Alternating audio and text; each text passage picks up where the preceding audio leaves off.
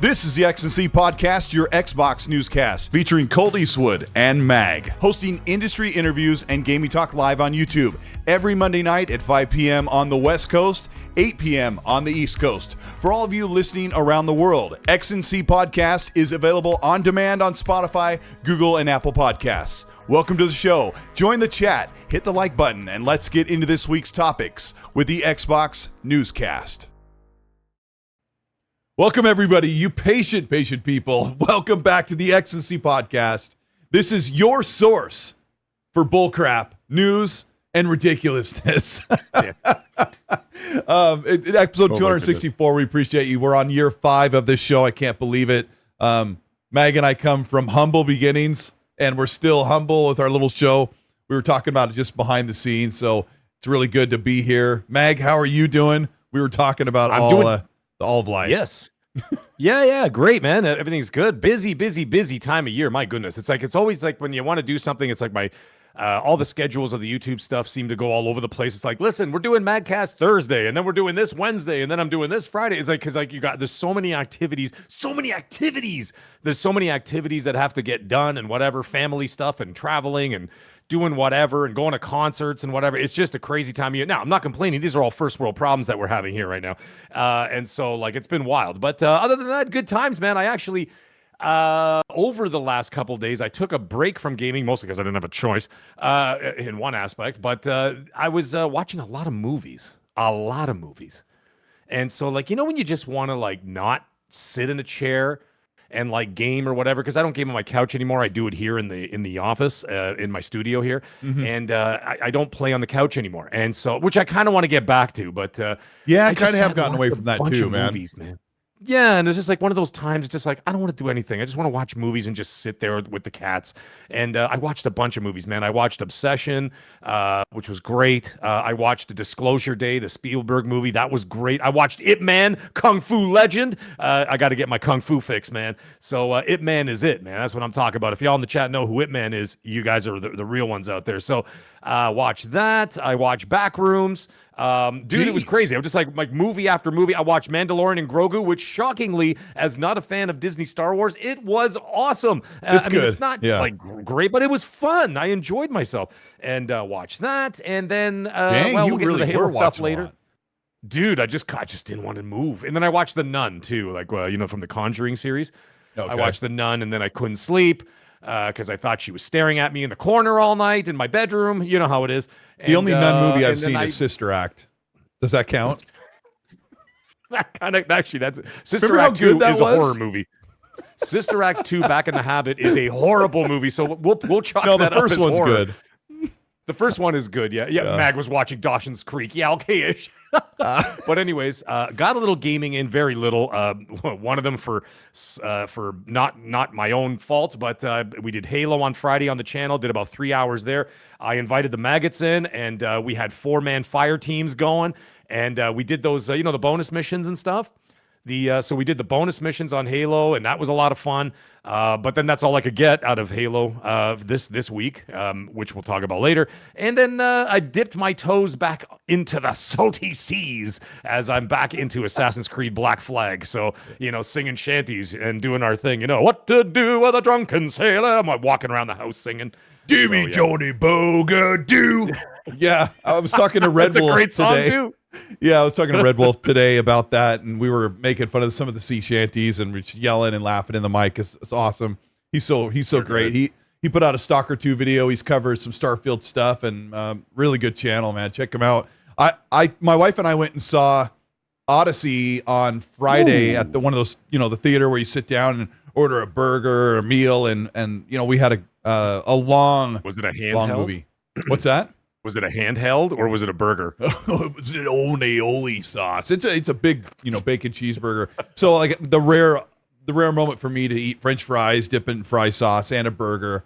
I have to give myself that every once in a while, which I don't really do anymore. So I'm trying not to be lardationed up, but dude, what an you're interesting. Supposed to give yourself a cheat day once a week. You have to do it. Just do whatever you want and whatever, and you look forward to that day. Otherwise, you're not going to do it because you're going to just torture yourself. And then you're going to resent what you're doing. You know what I mean? So always have that day to look forward to and be like, I'm eating whatever. Yeah, that's what I wanted to do. For me, that's this coming Wednesday. I was more excited. Wednesday day is my cheat day. Yeah, Friday's usually my cheat day, and I looked more forward to the bacon cheeseburger and fries than I did the movie. So I don't know. We'll talk about Odyssey maybe after you've watched it, but I read the book or the poem. I read the poem like multiple times and the Iliad, so I know everything that happens. It's not like you could spoil it. So I read it 30 years ago. I grew up in the same era as you, and I could tell you I knew nothing about Homer's Odyssey, like nothing. Like I know I heard about a Cyclops and Greek stuff, and then I played Assassin's Creed Odyssey. But I'm such a horrible student. I would sit there and just draw pictures and draw cartoons. I don't remember anything. So I went to the movie and I'm like, what? What now? What is this? What happened? What's going on? I didn't love the movie, but I can't stop thinking about some of the stuff and the themes. I guess maybe if I went and saw it again, but anyway, I saw it and I know people really like it. But that's the thing, right? I might not like something. If somebody tells me, "Oh, I thought it was amazing," I'll go see it again. I'm like, cool. And that's one of the topics we're going to do later today as well. So anyway, that's like gaming, dude. There's games that people are like, "This is the greatest game I ever played," and then people will be like, "That's trash" or whatever. You know what I mean? It's all the same thing. I mean, it all works out the same because it's art, right? It's art forms. You get like books, movies, television shows, video games. It's all the same thing. It's all subjective to your own personal feelings. And of course, your experience in life will have a different reaction to what's happening on screen, depending on, your life experiences and whatever. And that's how people, form opinions, right? So it's kind of cool. But that's all right. Like my brother said, like he said it was like the greatest movie and all this stuff. And some other people like, it was all right, and on and on. Anyway, sorry, you were going to say? No, I saw your tweet where you said, God of War, Lafay and Fable are coming out like the same week, especially with early access on Fable. They're like really close together. And your post was, I'm going to play both of them and I'm going to stream both of them on my channel. And I thought that was awesome. That's such a rare thing. I was also going to say, while we were having our meal, my wife had a chicken sandwich with bacon on it, and she was taking the bacon off and putting it on my plate because she doesn't love bacon like I do. And how could you hate that, right? That's a good thing. But anyway, but I'm glad. It's one of those things, and you'll hear me say this a lot. I'm glad I went and saw the movie. I'm glad I went. I'm glad I'm not just sitting on the sidelines thinking, I don't think I'll like that or whatever. And unfortunately, when you're talking about movies can be expensive, but video games, right? Meg, when you're talking about shelling out $70 to $80, it's hard to say, hey, well, at least I tried it. Glad I did. But I've played a lot of games. I say that about South of Midnight. Glad I played it. I don't love it, but I'm glad I experienced it. And I got something out of it for sure. I want to talk about, before we get into everything, I want to talk about Halo Campaign Evolved, and I'm going to do a brief kind of quick review because I was supposed to review the game on Friday. My mom's been in town, and there's been a lot of family stuff happening. There's a couple of deaths coming in from like my aunt and uncle who I'm not super close with, so my mom has been all hands on deck taking care of that. And then just with the way the news has been lately, I reported on the ad streaming tier for streaming your games. I didn't feel, for once, I was just not going to commit to do Gaming Weekly News, and my Halo review is supposed to be in there. So I'm saying that as an apology, or not an excuse, but I want to talk about my thoughts of the game because there was just a lot going on, and I just said, you know what?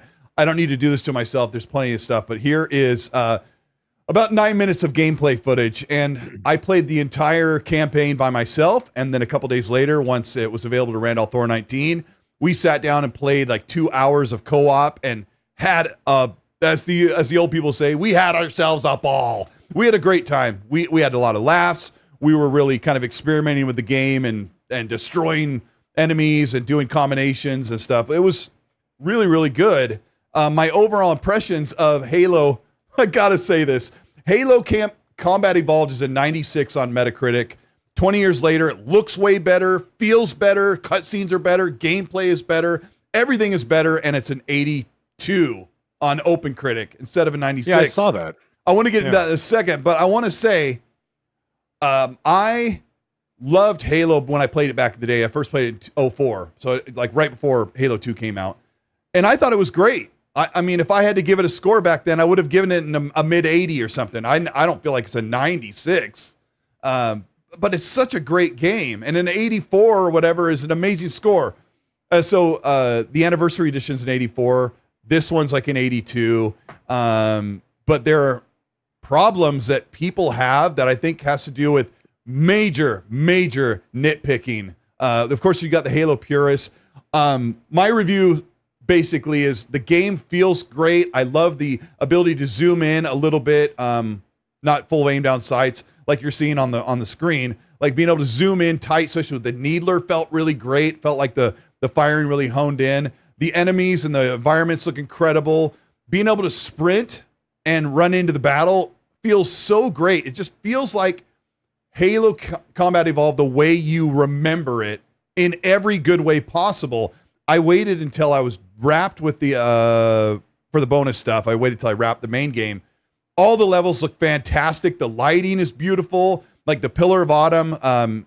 Toward the end, I won't spoil it, but you're in a place where a lot of stuff is blown up and on fire. And it really wasn't like that in the older version of the game. This one, there's a lot of like absorbed and reflective lighting that just makes everything look really great. It's a modern take, and I played it all on Xbox Series X, which is a bit grainy. Like there's a film grain you can't turn off, but the game feels phenomenal. So I think it's a solid 85. So I'm not really calling the Xbox tax about why the scores are lower, but the nitpicking. I played the bonus missions afterward, and before anybody told me about this, the ODST boss woman, I already didn't like her. I don't like people who are just surly like that and just have a big attitude and can't smile. I'm like, just not a likable character no matter what. But people are being super nitpicky about the modernization of the controls, and in the bonus missions and in some of the campaign, you have some Halo 2 weapons, a couple of them. But I think it just made the game feel great. And if you're a PlayStation only fan who's never played Halo, you're getting, oh gosh, the best version of Halo Campaign Evolved. I feel like it feels great. You're getting the SMG and the I can't remember what other weapon, the fuel cannon, I think it is. Anyway, it's great. I thought it was really good. But once all the reviews settled in, that's when the super nitpicking came out, and people were really like having a hard time about decisions and making fun of Halo Studios, which I'm still perplexed that they're having such a hard time doing the bare minimum when it comes to the Halo franchise. But I'm glad I played it. I would give it probably an 85 out of 100, and I will still play it from time to time. I'd love to play it in co-op with other people, and that's my Halo review in a nutshell, Mag. Mm-hmm. I actually didn't check out, I saw people talking about the Metacritic stuff and showing like the original Metacritic and then the new Metacritic for the game. I did see that, but I actually didn't even go into the Metacritic myself. Normally I do like to check out reviews and see what people say and stuff. And for this one, I didn't even bother for whatever reason. I don't know if I just didn't have time or I just slipped my mind.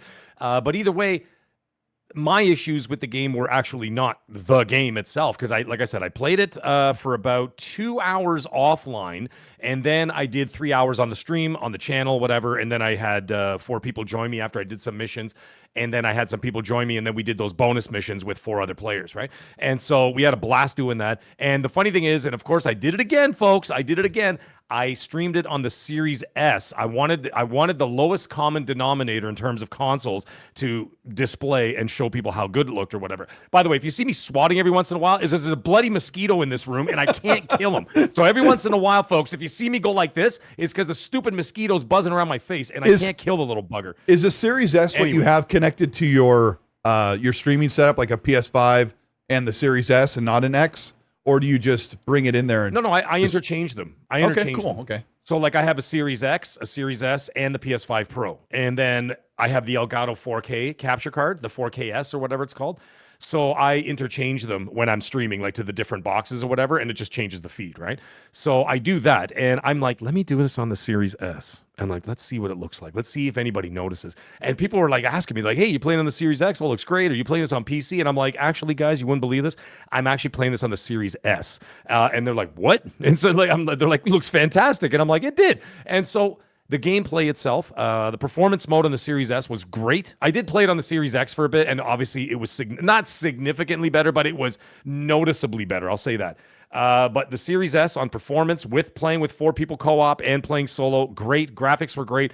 In terms of the actual gameplay itself, I really enjoyed the that's sort of like, it had like a very tight Call of Duty kind of vibe to it. The reloads were quick. The gun switching was quick. Aim down sights was snappy. The sprint is, it's a huge thing for like, especially for any strategy. Like if you got dudes shooting from behind you, you could like sprint and go behind cover or whatever else.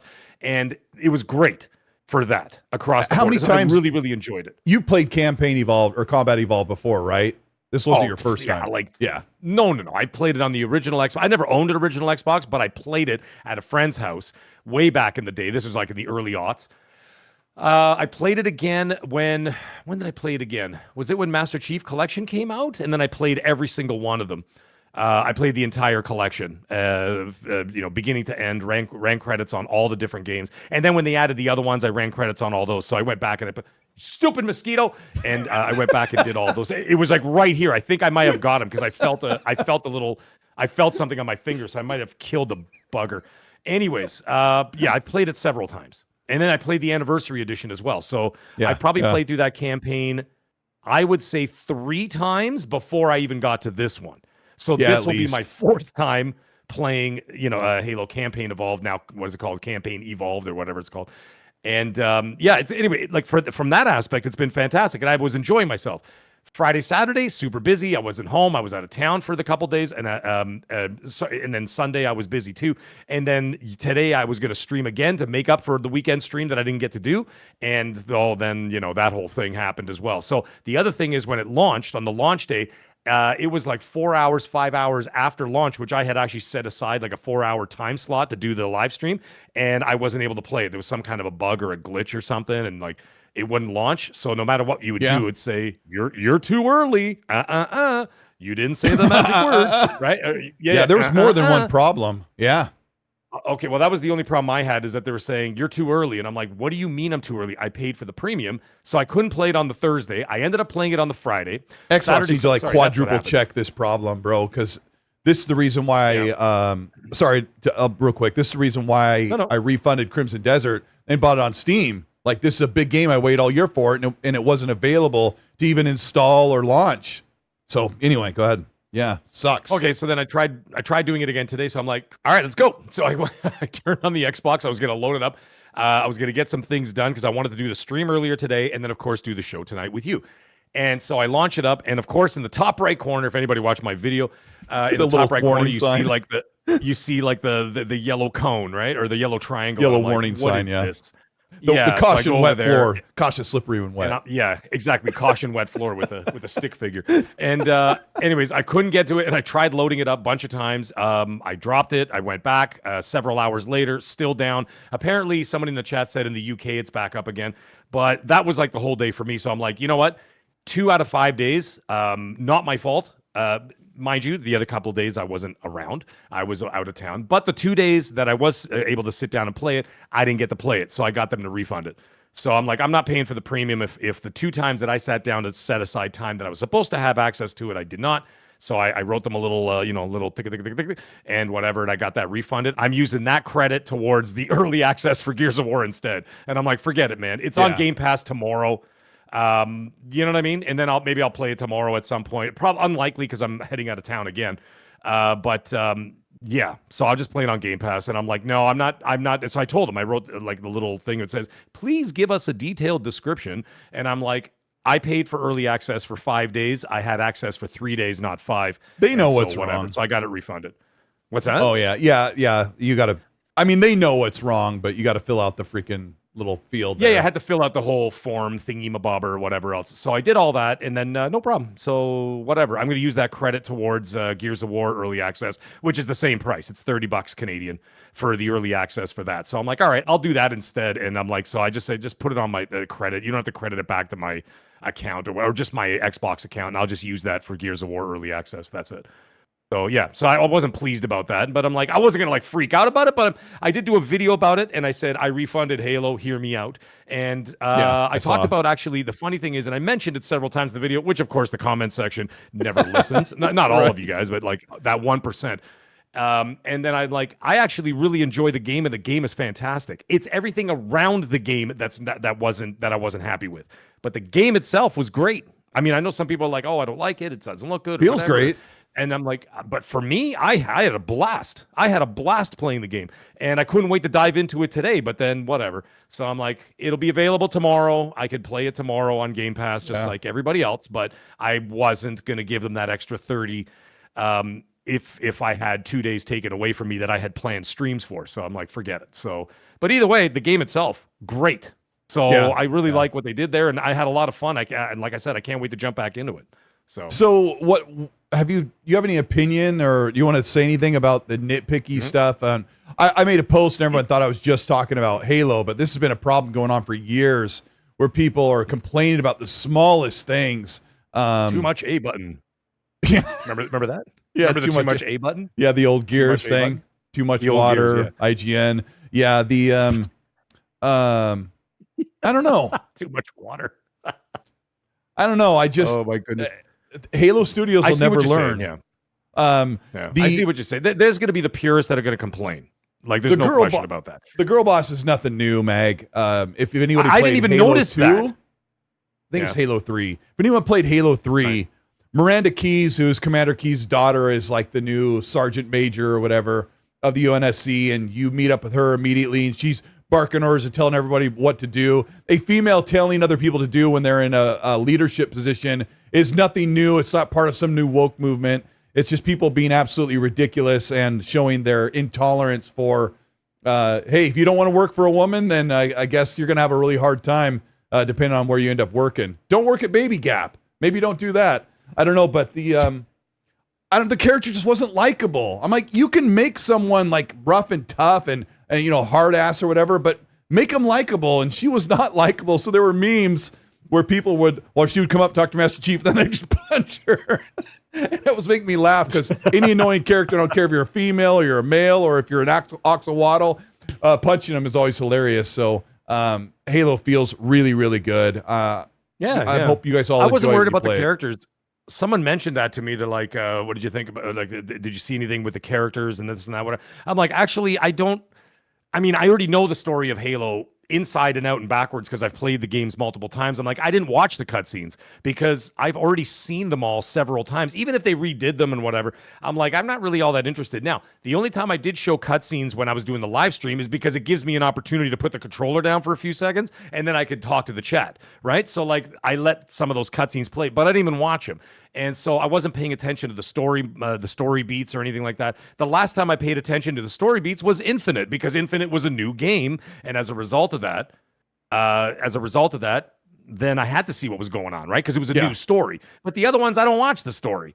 I've already seen it. I already know what happened or whatever else. You know what I mean? So I'm like, I just skip through them. And then, like I said, when I'm streaming, I use the cutscenes as an opportunity to turn the chair, face the audience, talk to them, interact with people, whatever, put the controller down, let my fingers rest for a minute, and then whatever. And then we're like, all right, let's get back into it. And then we grab the controller, go in.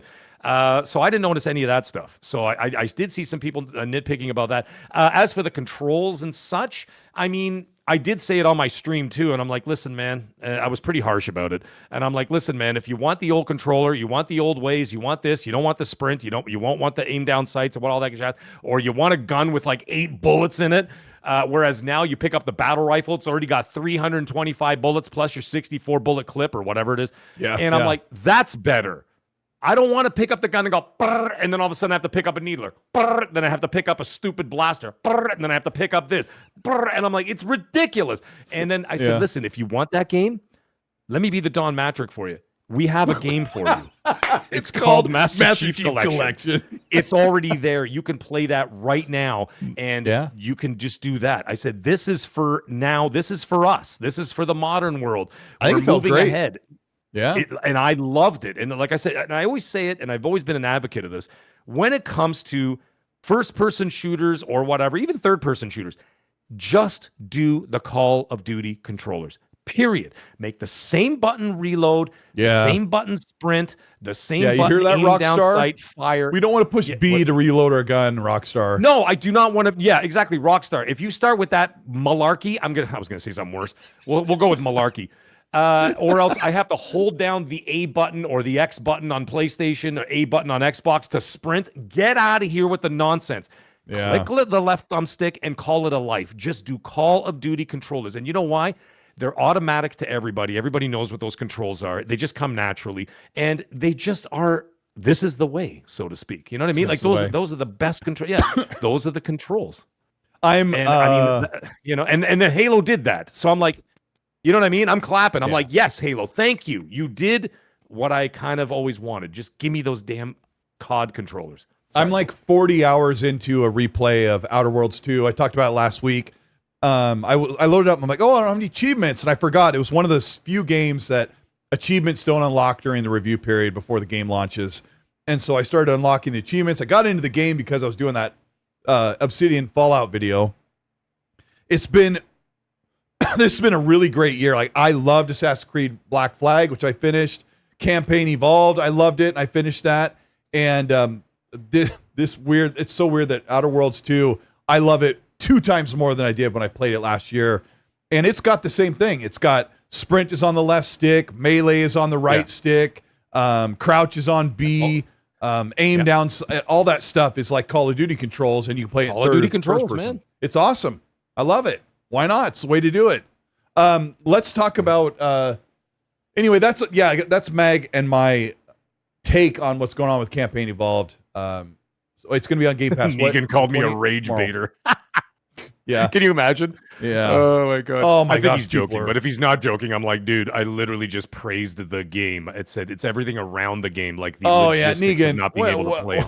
When in the world has Mag ever like baited people into arguing or having a fight? I mean, even his video today said, I got a refund, hear me out. So people wouldn't go, oh my gosh, he's just doing a Dreamcast guy video. They did it anyway because people are stupid. They are. They are. Not everybody. You guys rock. My chat rocks. This chat rocks. So, you know. My post was saying that I'm so sick of the negativity. People are nitpicking everything in gaming. I blocked at least 30 or 40 people yesterday because of that post. Jeez, really? Because the people came at me and personally attacked me over that. I mean, I guess I said, you guys are miserable. I said, y'all are miserable. And they knew who I'm talking about because they came at me with personal attacks. Like, this is how people are. They're crazy. No, Snow Dragon. Meg doesn't love console warring. That would be me. I think he's just kidding with me. Snow Dragon, thanks for the Canadian Snow Dragon comes to my chat and he just he always busts my chops about stuff. So yeah, I appreciate that. Yeah, speaking of Snow Dragon, thanks for the 5. He goes, just got a Game Sir G7 Pro controller, and Fonz has that. He loves it. He says, I connected to the PC half the price of my Elite with anti-drift sticks because that's Hall effect triggers and Hall effect sticks. I want to buy one, but what's the battery life on the Game Sir? That's the reason why I love the Elite is I can play it for 40 hours before I have to plug it in. It's my favorite, and I don't have to put batteries in. I don't want to put batteries in anymore. I don't want to do that. So anyway, I still have the battery controllers. So you know what's funny because I've been playing more Xbox since the spring, like with Forza Horizon, and then dovetailing into Halo, and then I was kind of fiddling around with some other games, and I was just like, oh, okay, I'm dipping into there a little more. As you already know, I do all my third party on PlayStation because I game share, so I'm like doing all that stuff. So I'm like, all of a sudden I ran out of batteries on the thing. It says batteries are low. I'm like, batteries are low. And I'm like, oh, that's right, batteries. And then I had to go hunting around the house. And so I'm like pulling open drawers, looking for AA batteries. And then I'm like, oh, thank God. And it's just, I forgot all about that because obviously the DualSense, I just have I have one of those docks, like those things that you just sit them in. Yeah. So like you could put like 2 controllers in it, and when I'm done, I just walk over there, I pop it on there, I put the headphones on the wall because it has like a wireless wall mount, and then I just hang it on there to charge, and I just go away. So then every time I pick it up, it's always full. So, and I never game to the point where those batteries run out. That would be ridiculous. Like I've done 7, 8 hours, 9 hours, and the battery's still half full. So it hasn't been an issue, but still, it's a thing. So yeah, it was funny. Like, I was just like, oh yeah, batteries, like hunting around.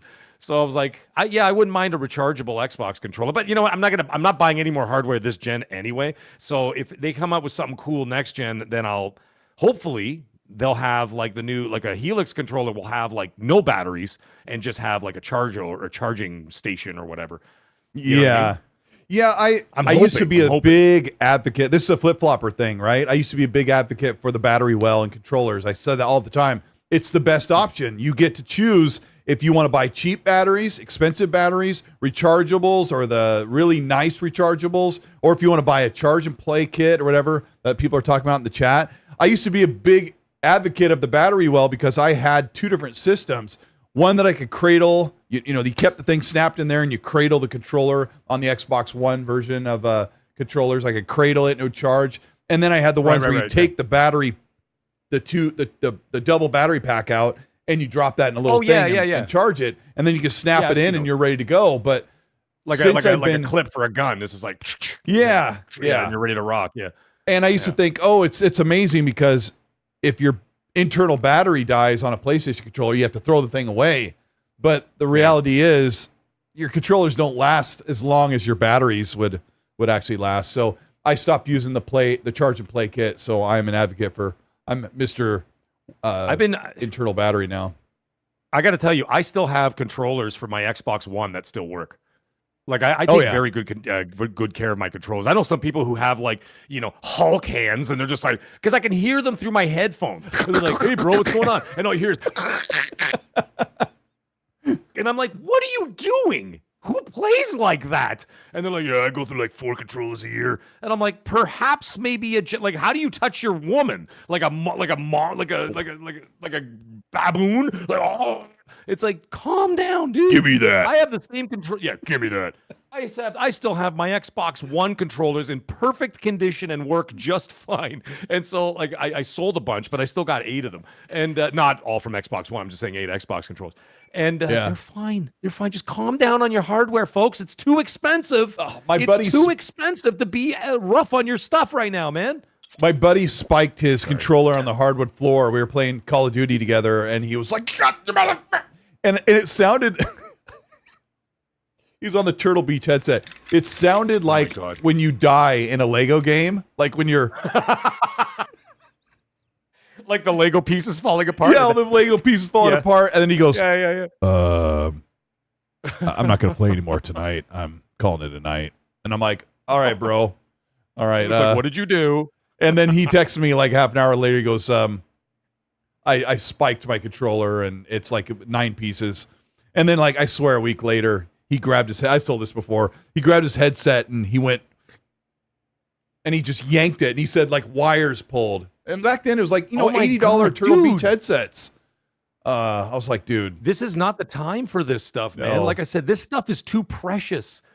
My precious. These controllers, the consoles, the headphones, everything is so expensive. Like you gotta treat these things with kid gloves these days, man. Like, you know what I mean? You gotta be like, this stuff's expensive. It's ridiculous. Like the controllers in the store now, even at EB Games, now it's no longer GameStop, by the way. I don't know if anybody knew that, but GameStop got bought out again in Canada from EB Games. So now it's EB Games again. So all the GameStops in Canada are now EB again. Yeah. And I'm like, oh, okay. And it has like a big Canadian flag on it and stuff. And I'm like, okay, it's clearly a Canadian company. But anyway, the controllers are like $100, $110. And I'm like, the days of throwing your controller are over. Like, be nice. Like, it's too much money. Unless you're like, Drake or something, and you don't care, you're a millionaire, you could just like launch them out the window. But like the rest of us, chill out, bro. I don't even leave my consoles in rest mode anymore. I'm so scared. I remember I'm terrified. The $1,400 plasma TV hanging on the wall, and we had a Wii, And every time my kids played, I would make sure they had the wrist strap on the Wii remote. And if their friends came over, I'm like, give me your arm. Because, people were just flinging those things and breaking expensive TVs. Those days are over, man. I take care of my stuff. Even if my controller rolls off the couch, I'm like, oh. Let's talk about the Xbox. Dude. Sure. Let's talk about the Xbox and PSN down. A friend of mine is, or I guess other people were talking about, Anonymous might be doing like some calculated attacks on PlayStation Network and Xbox Live because PlayStation had a major down period for, I don't know what it was, several hours. PlayStation didn't say a word. PlayStation support didn't put out a tweet. PlayStation just sat quietly. I don't think so. I never found it. I was out of town for it. I wasn't there for it, so it didn't affect me because I wasn't playing anything. I was out of the house, and I didn't even follow the news. I knew there was an outage, but I didn't know it was that hardcore that they didn't even like say, "Hey, we're working on it" or nothing. 7 to 8 hours, and oh my God. In all fairness, as we always do, last night I was playing Outer Worlds, and in the evening we went took a walk, and I was going to come back, and I couldn't wait to sit down and play because I'm a crack addict when it comes to that game right now. And yeah, I got the same thing. It's like, oop, there's an error. We can't access your game. I went on to Xbox PC app, and I'm like, I'll just play it there because I want to continue to play anywhere. Couldn't download and install the game. Couldn't launch anything. And then I sat down in the other room with my ROG Ally Xbox. Outer Worlds loaded right up. The Xbox app loaded right up. I was able to play the game, and I played for about an hour on the Xbox ROG Ally and wore the battery down to like 30%. Had it, as the old people say, I had myself a ball. And wow, that's the second time you had a ball today. Yeah, I had a real ball there. And that ROG Ally Xbox is so good. Xbox did. Xbox said something. No. I mean the PlayStation thing. They didn't say anything like, "Hey, we're sorry. We're working on it." I think this is what PlayStation does now. They're just like, we are not going to talk to our customers about our problems because then they'll just, I don't know, they'll just chew on it. Matt Rush in the chat says they did not say one word, and I'm like, dude, that's insane. Like, even just say something. They're like, sorry about the inconvenience. We're working on it. Like our engineers are. That's all you have to say. Like Xbox released that. They said that. Yeah. So now, what day was this? Was this on Friday? This happened or Thursday?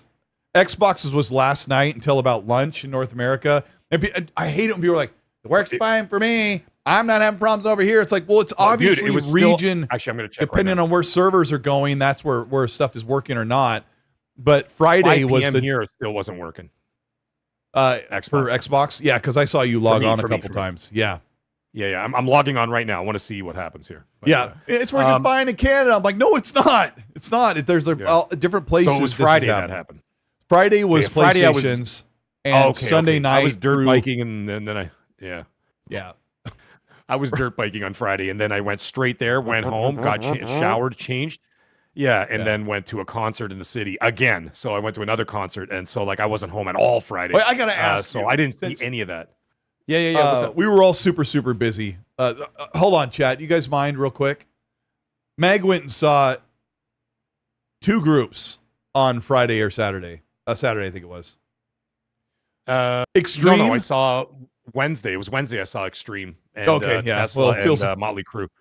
Yeah. He saw one of my favorite groups. I'm not really into hair metal per se, but I am a huge fan of Extreme. And Mag just casually drops me messages like, hey, Extreme opened for Motley Crue and they were amazing. I'm like, what? And I've seen a lot of bands. Extreme is one of them that I've still never seen. They were awesome. Yeah? I mean, like, they were shockingly good because I wasn't expecting much. And I'm like, all right, Extreme is opening the show. Because we got there like right when the gates opened, and my wife and I were right there in the top area and whatever, and we're like just chilling out, having beers and all that. And I'm like, okay, let's see what Extreme's got. And they blew my head off. I was completely blown away. I'm like, what is this? And I filmed the video and I sent it to you. And I'm like, dude, listen to this. Yeah. And I'm like, they're amazing. Dude's jumping around the stage. He's doing like that splits move where they're like this, like on the steps. They're kind of like this, like like doing that, and he's doing all this stuff, and he's jumping around, and the guitarist is like going crazy, And then they did More Than Words to end the show. Obviously, the two of them sat down, acoustic, and they sat with two mics in the front of the thing. Everybody was singing. You know how it is. Yeah, it's good. And it's not my favorite thing, but. Well, here's the thing. And then you think it's over, and they're like, all right, guys, we're not really supposed to be doing this anymore, but I'm sure it's part of the show. And then they're like, but tonight marks the 1-year anniversary on the Wednesday, the 1-year anniversary of Ozzy Osbourne passing away. Oh, yeah. And and everybody in the crowd was like, oh my God, it's been a year. Like everybody was freaking out, like, holy crow. Anyways, and they're like, you know what we're doing? We're doing this. And they did a 15-minute tribute to Ozzy and just ripping into all these Ozzy and Black Sabbath tunes. Extreme. Yeah. And they went on for 15 minutes straight, one song to the next, to the next, to the next. And it was awesome. They were amazing. Yeah. Tesla was flat, but and then Motley Crue was absolutely amazing. I couldn't believe Vince Neil hit every note, and they were charged. I couldn't believe it, man. Kurt 5150's in the chat. He goes, "How is Vince Neil?" Vince Neil. No. Vince Neil, by the way, he sounded incredible. I have all the video proof. Has he lost weight? Right here. He lost weight. He hit every single note. He was never out of tune once. He wasn't out of breath. I've seen those clips. Actually, I went to a show where he was like, they kind of phoned it in. And this one, they were just on fire the whole night. And people in the crowd were like, what the hell is going on? This is amazing. And it was shocking. And even after the show, it's funny because Nikki Sixx actually posted on Instagram, which I follow him. And then he goes, tonight was a kick-ass show. He's like, we haven't had a show that good in a long time. And like, even he knew it. Like, even Nikki Sixx knew it. And I'm like, that was incredible. And I'm like, my faith is renewed. So I told my wife, I'm like, honey, we're never seeing him again. And she's like, why? I'm like, I want to finish it on a high note, like Seinfeld. I've seen him 5 times. The third and the fourth time weren't that great. This was incredible. And I'm like, I want to end it there. This was the Rocky Balboa of the Rocky series. It's like they did part 5 and part 5 sucked. That was the last time I saw him. This was the Rocky Balboa. This was the comeback we needed. And I'm like, I'm done. I'm good. I want to end it off with that. I don't want to see anything else. It's like, you know what I mean? Like, I don't want to see David Lee Roth. You know, I saw Van Halen with David Lee Roth on the reunion tour. They were incredible. I know he canceled this tour, but I don't want to see David Lee Roth anymore. We saw him in, my brother and I saw them, Van Halen and David Lee Roth in 2015, which was that reunion tour, right? I think it was. Yeah. Yeah, I mean, I'm like, he's only singing half the notes. He's just phoning it in. He's just way too old. Yeah. He just can't do it anymore. I mean, all the drugs and all the booze and all the crazy stuff. I mean, it obviously catches up to you, you know, especially the drugs. But yeah, it's wild, man. It's the voice. No Zone. He's not using Ozempic. He had a stroke. But Vince Neil did? Had a lot to do with it. Yeah. He had a couple of strokes. So he had a stroke. That's a heck of a way to lose weight. Yeah, so he lost weight and whatever, but he sounded incredible and he was amazing. I couldn't believe. I was the most shocked person. I was the most shocked person in the entire stadium. I was just like, what happened? This is awesome. And it was great. Anyway, sorry. No, that's really good, video man. Games. Yeah. Video games. Yeah. Video games. We appreciate you. Thank you guys for putting up with Meg and I are super old, but that stuff, like when you grow up on it's funny that we both like hair metal with no hair. Right. Yeah. I'll wear a wig. There really isn't much to say other than the Xbox and PSN being down, but I was pissed off because I couldn't play my game last night. So it's been very rare that that's actually landed when I'm trying to play. Like usually these outages are in the middle of the day or early in the day. I'm like, I'm not on anyway. And so I don't have to complain about it, but I definitely did this time. Right. We've got Web Dave in the chat. Thanks for showing up, bro. He says, Colt, fantastic video. Thank you. He says, Osh is fixing Xbox. Talk that shiz. I put out a video this morning about Project Helix. AMD did a brand new keynote, which we'll talk about later on the show. And so I covered that. Go check out my video if you want to hear more about Project Helix. Things are looking pretty good. I've already got plans for a PS6 versus Helix video. I'm looking forward to it. So, yeah. Fark you, thank you for the chat. He goes, Colt, find a local console repair shop near you if you can. They can swap out your old analog sticks in your Elite controller and fix them with TMRs. Yeah. I don't know if I have a local one around here. I'll have to look that up, but that would be super cool. My Master Chief Elite controller, the right bumper doesn't work. Like you push it. What? You have to push it really hard. And I think all you have to do is pop the case open and then re-put it back on. Like it gets caught in the case, which is ridiculous. Okay. But I don't want to pop it open because I want it to come back together. RDX Son of Fat, thank you so much for the Canadian $2.79. Says free dealer. No, he's chained up in Mag's basement. That's it. He's busy. He's let me take a moment for those of you. We appreciate you. There are over 600 people watching the show. If I mention the name Dealer, you probably know who the heck I'm talking about. Dealer is the reason why I have a show. He's the reason why I have a channel that more than a few people actually watch. He reached out to me in 2017 when I was watching every one of his videos, and he said, "Hey, let's help you get your channel going." He told me, "Do this, do this, do this. Don't do that. Start doing this." And it was a huge difference because I had no idea what to do with my content. And he has been an amazing friend, but we don't get to hang out as much anymore. Just things changed. There wasn't any falling out, but I feel like I have to say something sometimes because every single video I put out, there's almost one question from somebody saying, "Where's Dealer?" He's just playing games. I think he just stopped doing the YouTube thing, and he is working on other stuff. But YouTube can be, Meg and I talked about at the beginning of last week's show, YouTube can be a grind. It can be a stress generator, and it could be the most rewarding thing ever, and it could be all those things at once. Yeah. And I think he eliminated that one part of his life, and he hangs out with a good friend of ours, Boba Fett Gaming, who hangs out with him and says he's just playing games. So shout out to Dealer if he's out there. Cool. He probably doesn't watch as many podcasts anymore, but he's just, I don't know. I often wonder. I'll tell him. I'll tell him. Colt says hi. What's that? Well, it puts the lotion on or he gets the hose again. Right. Okay. All right. He says hi. Yeah. Anyway, sorry. Xbox is back up over here, by the way. I just turned it on. So I use my other monitor. So I got a fourth monitor here that's not connected to the show. And I'm like, let me just check. So it's up and running, and I loaded. Now, the funny thing is, because I got refunded, I actually loaded up Halo just now. And it says you can't play till tomorrow. I'm like, what do you? And I'm like, oh right, I got Game Pass. I forgot I got refunded, so they took away my access for the early access. So it says you could play tomorrow. So I launched up Indiana Jones because it's on the hard drive, and it's up and running. So it's back on. Awesome. Yeah. Grandpa Barbecue's Game Cat. Thanks for the Australian 5. Yeah, I'm glad it's working, man. I played a bunch today on my off time. He says thank you for the $5. He says I'm waiting for Helix versus PS6 take. To see if you're going back to old Colt, 12-month lead up the series. Go old Colt? That Colt was insufferable, so I'm hoping not. What? I mean, Colt is old now, so I mean that has a double meaning. If you're talking like PlayStation sucks, Xbox better, that's like 2018, 2017. Like, I don't think I have a console war or like Xbox is way better than PlayStation no matter what. I don't have anything like that on my channel, but I mean, I haven't. You cannot find a video where I'm just bashing PlayStation. It just doesn't happen. Like, I'll put slide jabs in a tweet, but yeah, that's funny. That's interesting. But thank you, Grandpa's Barbecue's Game Cat. Appreciate it. Reach says to Mag, thanks for the 5. He goes, Mag, you had it backwards. Yes. The OG Xbox Combat Evolved had the AR with a 60-round magazine.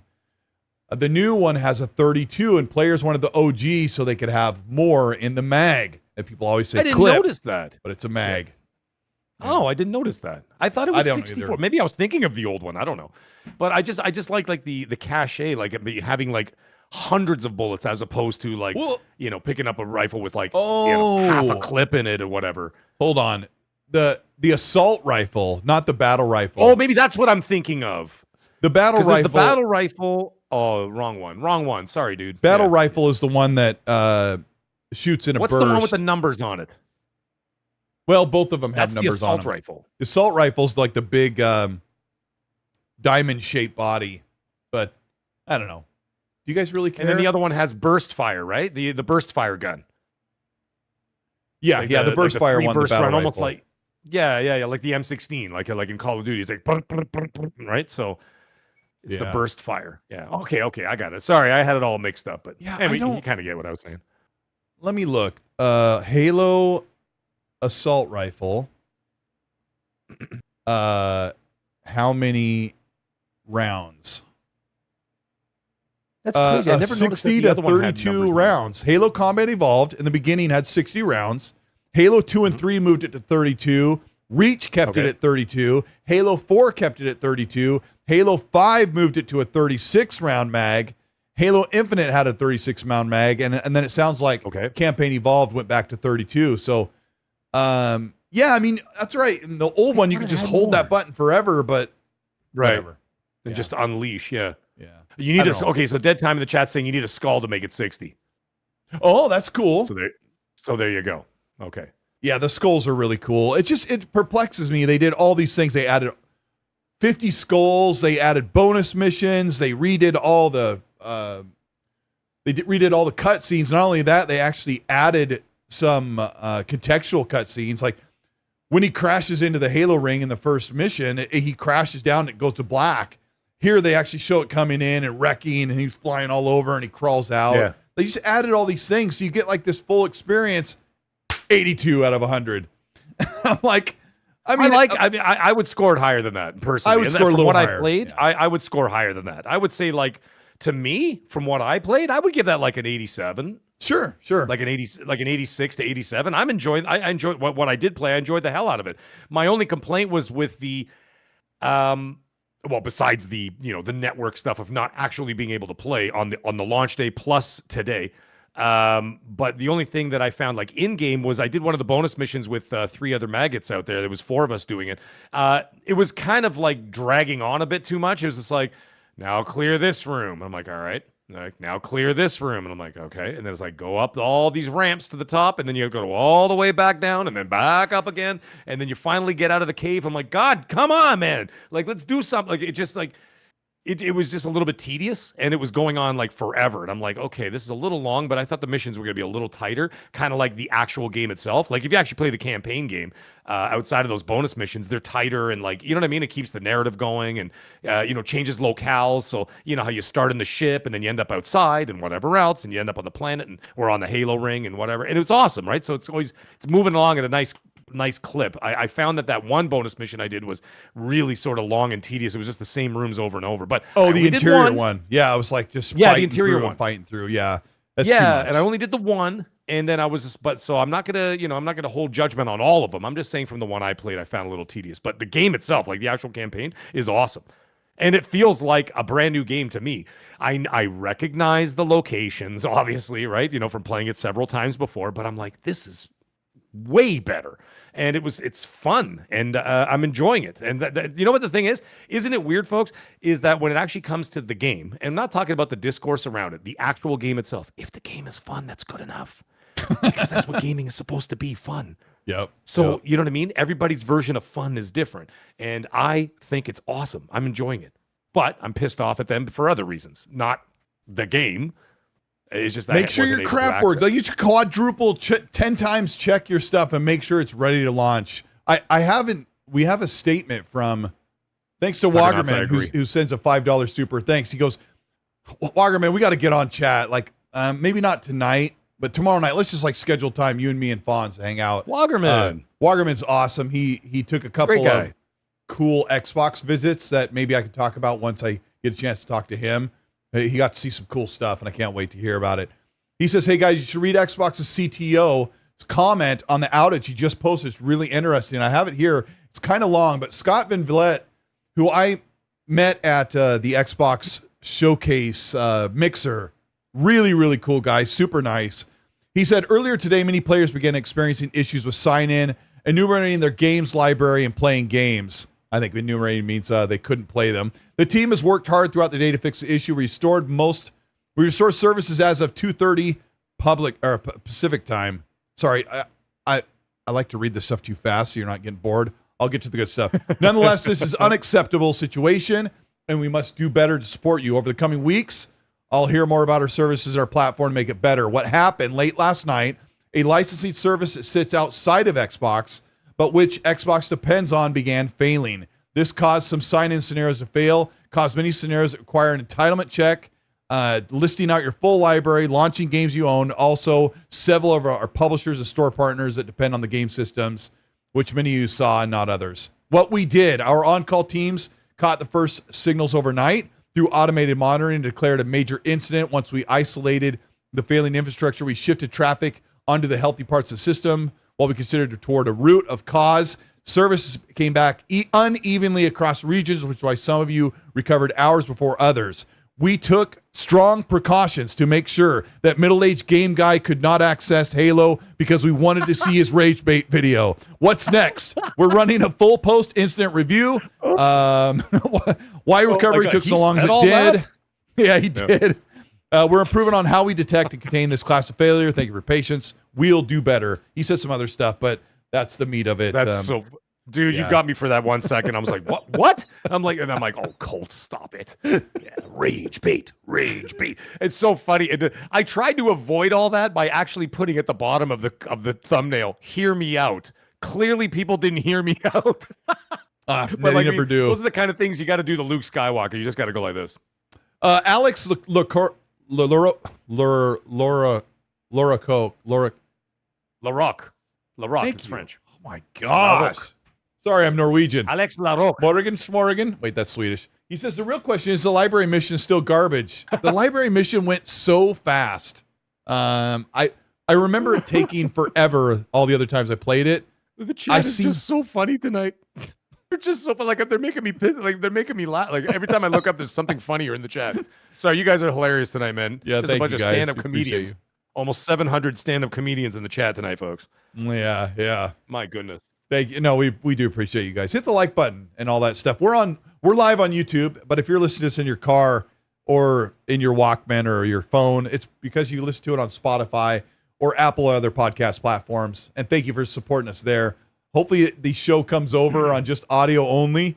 I don't even like to go back and listen because I can't stand the way you and I talk half the time. I'm like, get to it, guys. But this is how we do the show. Mark, thank you so much. He sends two $10 super chats. He goes, Mag, I'm so sorry I'm breaking your chops. Actually, I'm going through a midlife crisis after I turned 55 again. I apologize, but I'm scared to turn 60. Like, how does it feel? For one, I am scared. I'm so glad you said this. I have this really bad personal flaw right now, Mag. I have very little tolerance for elderly people. And I've said this before on the show because I know that I am on the precipice of becoming an elderly person. I am 50 years old. I'm in better shape than I've been since I was in my mid-30s. So I'm gym every morning, walking every single day, eating better. I don't drink caffeinated drinks, or I don't really drink soda except for zero stuff, a lot of water. Anyway, I'm just taking care of myself, and I really like the vehicle that I'm in.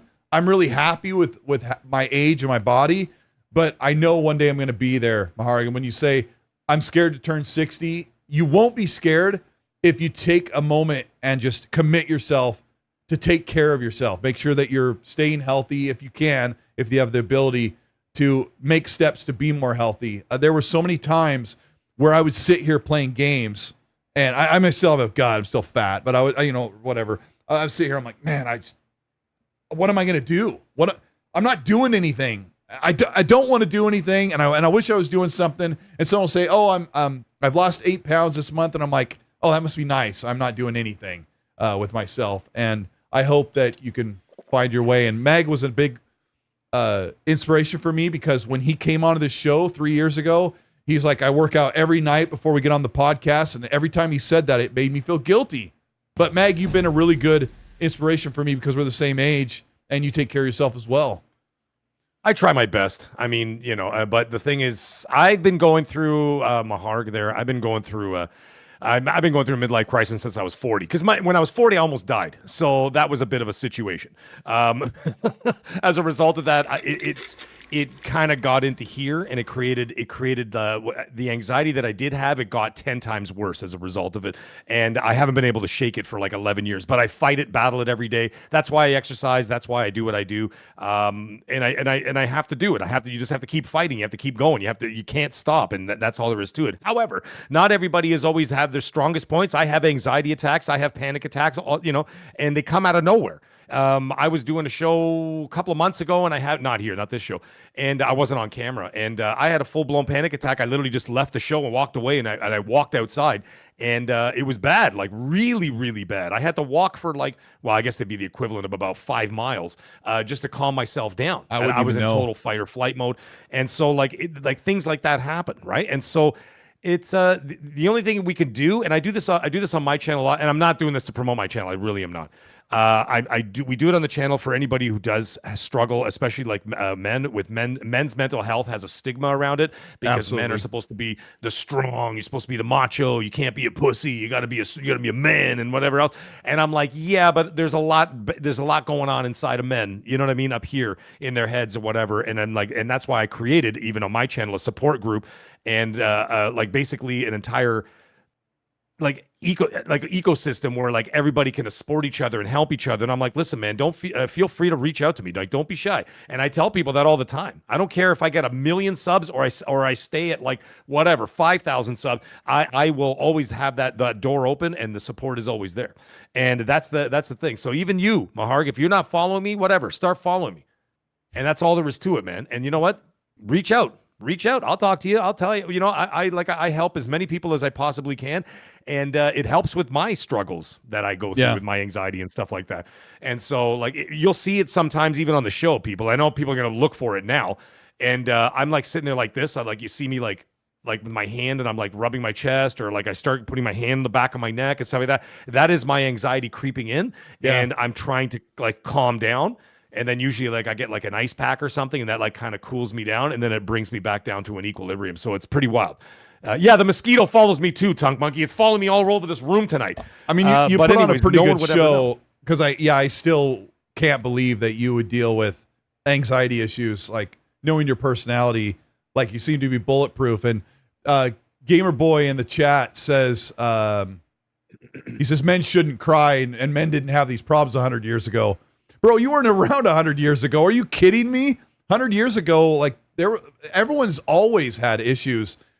There's a really great developer that used to work on the Mass Effect series, and he left the games industry. And I've got my friend Game Seeker is in contact with him. He is now a licensed therapist, and he's trying to help men because it's a faux pas, or it's taboo for men to talk about the issues they're struggling with. So that was another reason why I brought it into the channel, because I brought it into the channel not only just for that, I also brought it into the channel because we use video games as an outlet for anybody struggling with depression, anxiety. And the funny thing is, I don't know if you've noticed this, but there seems to be a trend of a lot of people who do suffer from anxiety and depression and OCD and stuff like that. And a lot of them gravitate towards video games because they kind of lock in. And when they lock in, it kind of takes you away from that entire situation. You know what I mean? And I've noticed that trend a lot. And I'm like, is it just me, or is there a lot of people with like I said, anxiety, depression, OCD, whatever, and all different issues that people have. And I'm like, I've noticed that a lot of that is actually synonymous with gaming. And I'm like, I wonder if that, and lo and behold, it turns out that it is part of that it's a release for some people, but it's also a way to lock in. And then when you lock in, it kind of takes you out of the situation, out of whatever's going on in your head, because you're focusing on, not falling off the side of a skyscraper if you're Spider-Man or whatever the hell you're doing. You know what I mean? And so I noticed that, and I'm like, well, this is a perfect way to marry those two worlds. So that's why I do talk about it. Even on Madcast, I'm like, anybody has to ask a question or whatever, need support or whatever, I'm like, just reach out, man. Even in the Discord, reach out to me personally. I will always answer everybody and talk to you and say, hey, man, try this, do this, or whatever, and try to be that support for the community. So anyways, that was thank you. Chat, so thank you, Yodani. Maharg says, Mag, I thought you were 60, but thanks for an honest response. He says, I cannot find your channel. Yodani put 51. It in there. I appreciate you. I really appreciate you. Yes, it's important to talk about this stuff because most of us, I think many of us, are fairly happy or feel fairly normal. Some of us might need medication or whatever, but I definitely encounter the people who are not okay all the time, whether they need help. And shout out to Game Seeker in the chat. Appreciate it. He's an ex-games media personality. That's who you're talking about. Yeah, that's right. Not the guy at Mass Effect. Sorry, we're talking about two different people. Yeah, It is really important. Yeah, I talk to people all the time that are having a difficult time coping with health issues, job issues, work issues, social media issues, the way people treat each other. And when I put up that post that people are too negative and they nitpick and they're just miserable. And the people that clapped back at me with major insults on how I look, on my so-called integrity, people said that I'm the reason why gaming is so negative. People need help. They really do. Let's get out of this spiral because our good friend Boner Jams showed up from Under the Bus podcast. I want to get that in just a second here. Machine XP, thanks for the 5. We're gonna hold on before I got to give you an idea. We're gonna talk about the PlayStation Blackout and Fable in just a moment because there's like kind of a little lineup there. Machine XP, thanks for the 5, says, wow, Xbox communicated to their players updates and even a detailed issue, how they're aiming to improve. PlayStation said nothing about their outages. This is not a console war thing, but expect going forward, the beatings will continue until morale improves with PlayStation. They will not address the physical games thing. I can't believe that. I can't believe they didn't address it. They are not going to address their faults. I think the PlayStation that we have now is we are not going to be culpable for our mistakes. We are not going to put our heart on our sleeves. And, Xbox is very weak in the way, even Scott's, very transparent comment is just opens them up like we have problems, we have issues, we're trying to solve them, is being transparent, but also shows their weakness. PlayStation is not going to do that. This is my prediction. You will not hear PlayStation address their faults and their problems and their issues. They're going to just ramrod through and start selling you more product, and they're going to succeed doing it. We've got It's Broke Boy. Thank you for the 6-month chat. He goes, I can't stand to hear your voices, guys. That's why I mute you and use closed captions. Just kidding. Keep up the good work. And thank you for joining the channel membership, Maharg. You will get to see videos 12 hours or so before they go up public. Boner Jams from Under the Bus podcast, the Wednesday night show that is no holds barred, makes me laugh, and we need to be honest. It says, evening, Colt, Winwood, and MAGA. Weird story. Mag said he was going to take a few blue chews and go knocking door to door, but not with his hand. Happy Monday, gents. Season's greetings. Season's greetings. Oh, dear Lord. His super chats are always the best, man. They're so funny. The best. Check them out. UTB on YouTube. My brother's on there. They're hilarious. They're great. Yeah. My mom was over visiting at my place. My brother was doing his show live there, and we appreciate them. 78 Incorporated, thanks for the 5, says your mental health is important. Take care of yourselves. It's okay to shed tears as a man. We are not perfect. Absolutely. Maharg says another one here. Sorry, I skipped right over. He says, I wish from the 360 days they would do another Enslaved, The Darkness, or especially Alpha Protocol. Any 360 games you would love from the 360. Any sequels. Enslaved's awesome. Odyssey of the West from Ninja Theory. It's their best game. Mag, is there any 360 game that you want to come back? Shoot. Well, I mean, the Darkness was one that Darkness was one that was awesome. I loved that game. But I have a soft spot, and you guys know this. I have a soft spot for some of those old 360 Marvel games. I know they're not Xbox games, but they're, because the other Xbox games from the 360 were basically getting them. Fable, Gears of War. You know what I mean? Like we're getting them now. So Halo. So we're getting those now. But I would think like out of that generation, like I love that Captain America game, the Hulk game that came out, whatever the hell it was, where you're throwing cars and stuff. That game was awesome. And the Darkness was really good. The first one was incredible. The second one wasn't as good. Great games all around though. And the thing is, a lot of those games are still around. Now, the other one that I'd love to see make a remake or at least a sequel at some point, as I've noticed that co-op games seem to be making some kind of like a revival lately. Like a lot of people are making co-op games or whatever else. I think it's high time we get another Army of Two. You remember Army of Two from that? Come on, man. That was great, wasn't it? Yeah, the second one I really, really loved. You're in Shanghai and you fight through a war-torn zoo. Yeah, it was great. So good. One of mine that I want to come back John is Woo's game. Remember that one? That was good too. Yeah. Here's a funny one. I would like to see a brand new Red Faction game. because I love Red Faction was good. Red Faction. What was the one remastered edition?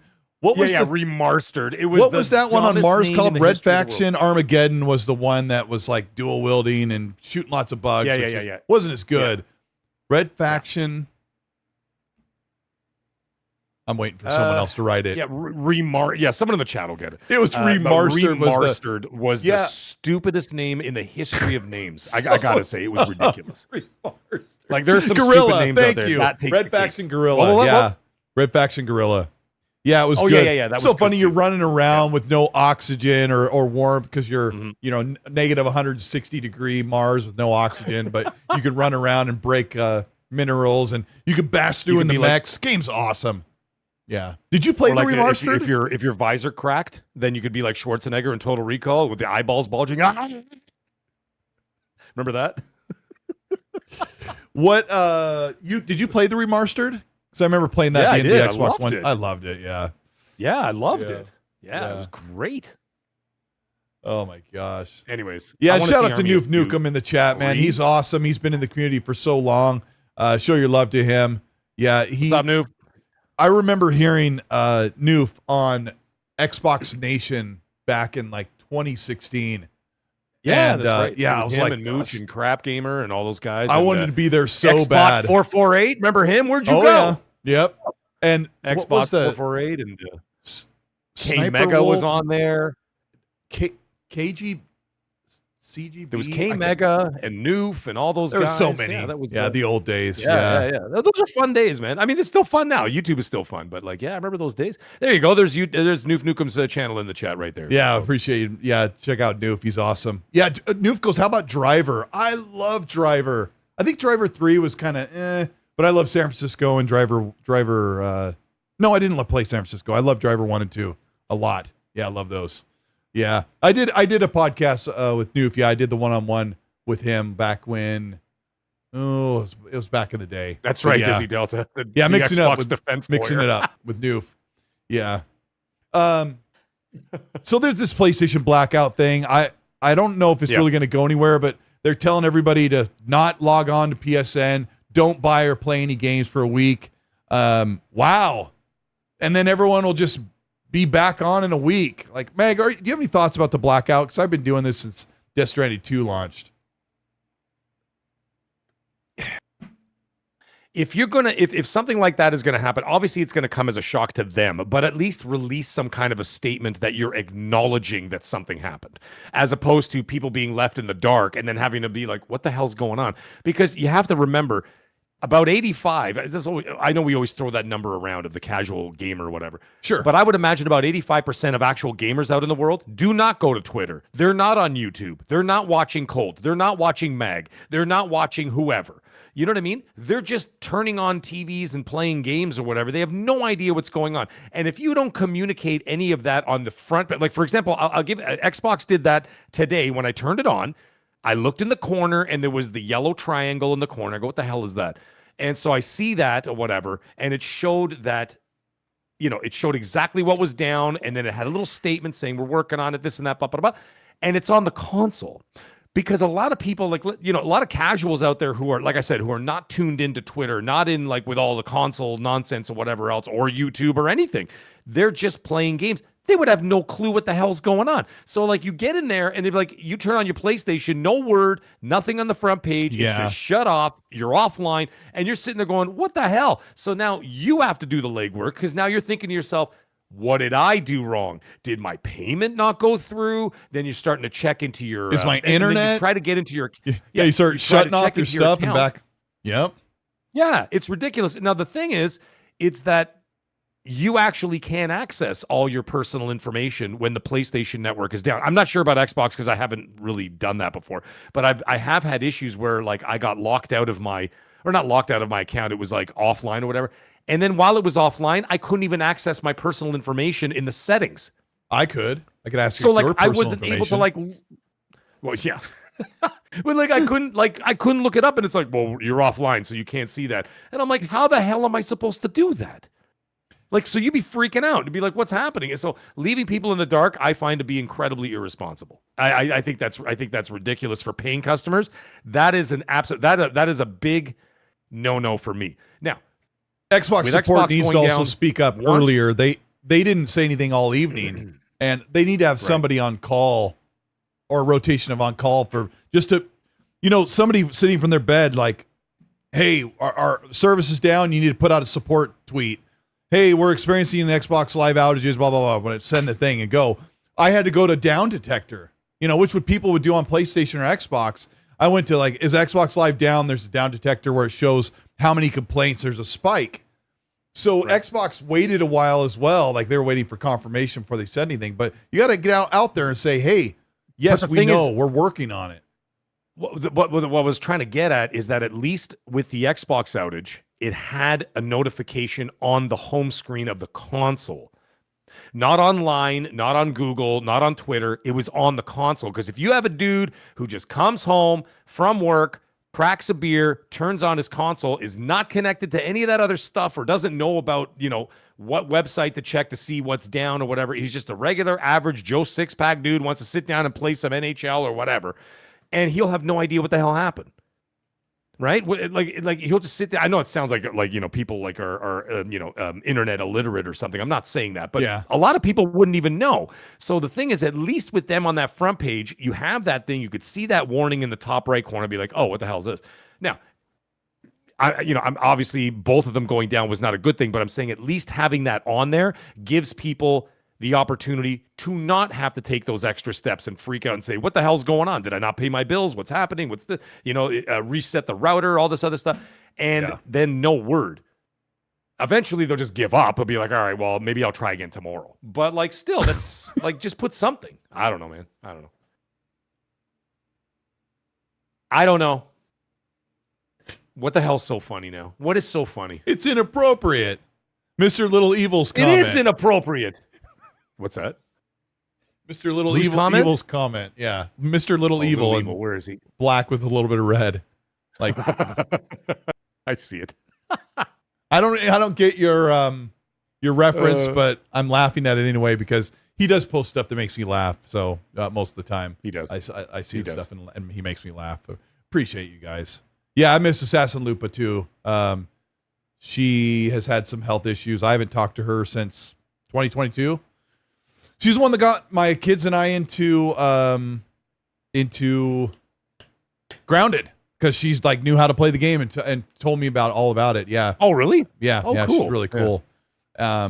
So anyway, yeah. Well, I don't know. I don't get much, but was this a coordinated attack? Like PlayStation goes down and then Xbox, is this penance for pissing off your customers, Xbox laying off all these employees, PlayStation refusing to do anything about the disc thing. With the physical thing. Yeah. I don't know, maybe, but yeah, someone said that. Someone's like, maybe it's a DDoS attack or whatever. But the thing is, wasn't the PlayStation outage because of AWS, the Amazon servers? It actually wasn't PlayStation. Like it was actually the Amazon servers that went down. And as a result, PlayStation uses their servers for whatever. So it actually wasn't them specific. I don't know. I'm really not sure, but that's what I heard anyway. Yeah, there it is. Blame it on ASW. I thought it was AWS. Whatever the hell it is. What, Amazon? The Amazon servers. Yeah. Yeah. Amazon World Service. Z-Man Huber with the $5 super chat. This is a weird one. I'll just kind of skirt around it. Best advice I'd give for any victim male to restore their hood. What's done to males in the U.S. absolutely destroys mental and other health. I don't think there's any medical proof of that, but maybe I'll look into it when I'm super bored. Danny Passion, thank you so much for the 2, says, did anyone here play Dying Light, The Beast, Peak? It's pretty good. Funny you say that. What's that? And I'm saying funny you say that, Dying Light, The Beast, because Grumpy Old Fart actually gifted it to me and my wife to play co-op. It's pretty good. Just last week. Yeah, I just got this code in my DMs, and I'm like, what's this? And he's like, Dying Light, The Beast for you and your wife to play. And I'm like, oh, no way. So it was actually one of those things. Yeah. So now I got it. I haven't played it yet. It's basically Dying Light 2 in a different location, and except when your meter fills up, instead of having like a superpower, I think you did in Dying Light 2. You turn into like a big beast for a few seconds and you pummel the heck out of your enemies, out of the zombies. I jumped. It's great. I zoomed myself in on the screen after that really weird super chat. And Tegan says, "Gross, Mag, don't do that again." I almost threw up. And I'm like, dude, but that's what your mom sees. So me, just a few inches from her face. Anyhow, carry on, Colt. Yeah, beautiful. I mean, absolutely she doesn't complain. Beautiful. Yeah, Danny, I've played like 3/4 of it, and I have not gone back. I was playing in co-op with Dante, my good friend Dante J. Moody, and then a little bit with Red Wolf with us as well. It's awesome. Yeah, I'm glad you're enjoying it. Gaming's good right now. Gaming is absolutely really, really good. So apparently Fable is well over budget, and this is being reported today, and someone goes, is this the Xbox tax? No, this is Playground taking 7 years to make a game. Do the math. Of course it's over budget. But will it make up its money because it's a super expensive game? I don't know. It's I don't know. I have my reservations about Fable, and then I'll give it to you, Mag. Sure. I really hope that it's really fun, because it looks like a quiet game. How do I say that? I guess that's the best way to say it. It kind of looks like a laid-back game, and the only real combat we've seen is them attacking the town guards, and the guards come out, and then little bits and pieces from 2023 or whatever. Playground's awesome. The game looks absolutely beautiful, and if you're into the kind of the sim stuff you can do, there's a lot of potential there. I really hope Fable is really, really awesome. It's one of the most anticipated games that I'm looking forward to right now. I'm looking forward to Fable even more than Gears E-Day, because I know what Gears is.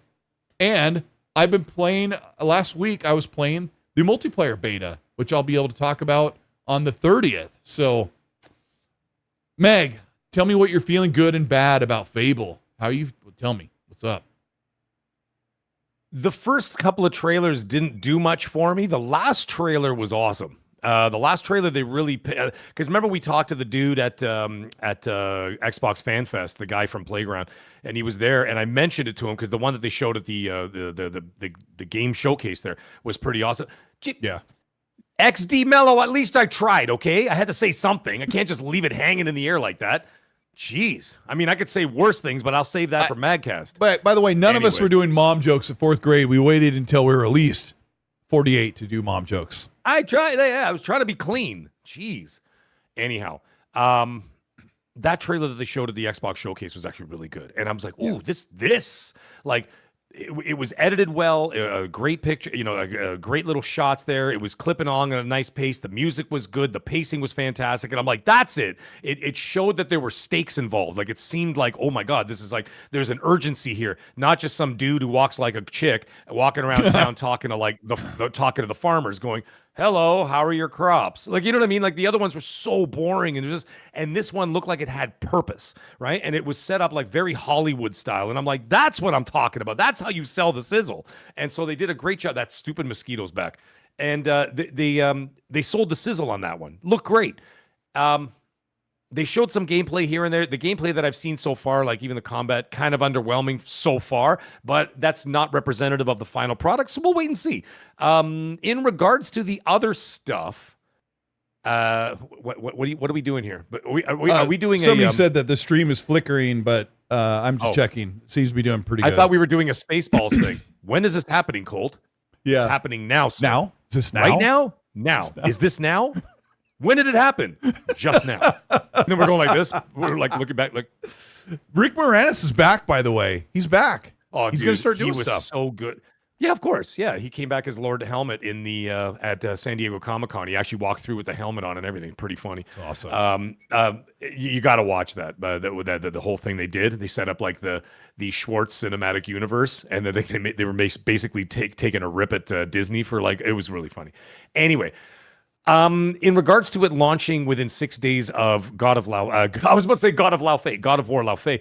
The word is that God of War's release window was actually predetermined well before Halo had moved to February. It was like sometime last year they had already put in a release window. It was Xbox that moved it to February 23rd. Now, Sony didn't announce the official date until just during San Diego Comic-Con, but their release window was supposed to be February 26 or 27, excuse me. But you remember, Fable was supposed to be autumn of 26. Remember? Like in the summer, autumn 26. Yeah. Even at the showcase, they said autumn 26. And then they moved it. And so it was them who moved it. It wasn't Sony. So a lot of people are like going, well, Sony, they did.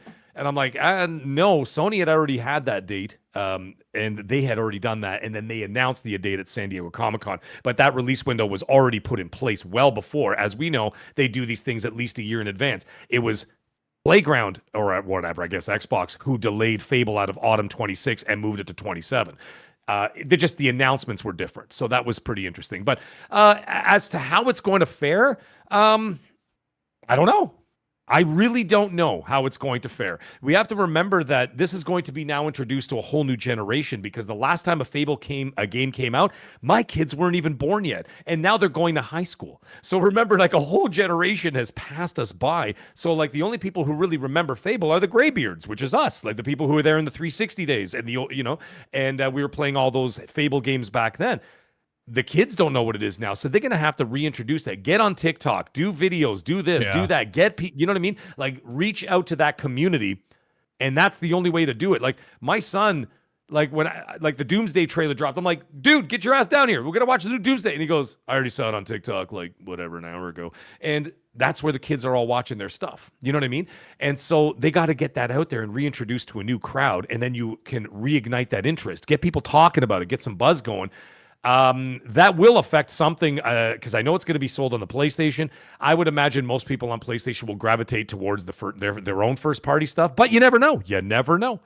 So I really, if you were to ask me to guess, I would say I have no idea how this is going to play out. We're just going to have to wait and see. And I wouldn't actually be surprised. I wouldn't be surprised if Fable moves out a month. I'm just saying. Yeah, it's just a guess. Like, maybe they move it to March or something, because February you've got Persona 4 remaster or remake or whatever the hell it is. You've got God of War Lao Fei. And then I guess Fable as well. There was something else in there. Do you remember what the other thing? I made a video about it. They'd actually be better off moving Fable earlier. Talk to the team. I don't know. Move it up a month in January. Sure. I don't know if they do that. If the Xbox and the publishers and the studios look at that and say, crap, look, God of War is going to launch right next to our game, and that's going to be a problem on PlayStation, and it's going to be a problem on Xbox or whatever. Tegan nailed in the chat. Tomb Raider Legacy of Atlantis. Oh, in February? Tomb Raider is coming out on February 13th or something, and then God of War is the 16th. Fable 23rd. I'm as excited to play Tomb Raider as I am Fable. Like, that's going to be one where I have to jump back and forth. I don't know if they can move it up. Metro one too? I can wait on Metro. I like Metro, but I'll wait. I'm going to have to wait. Yeah.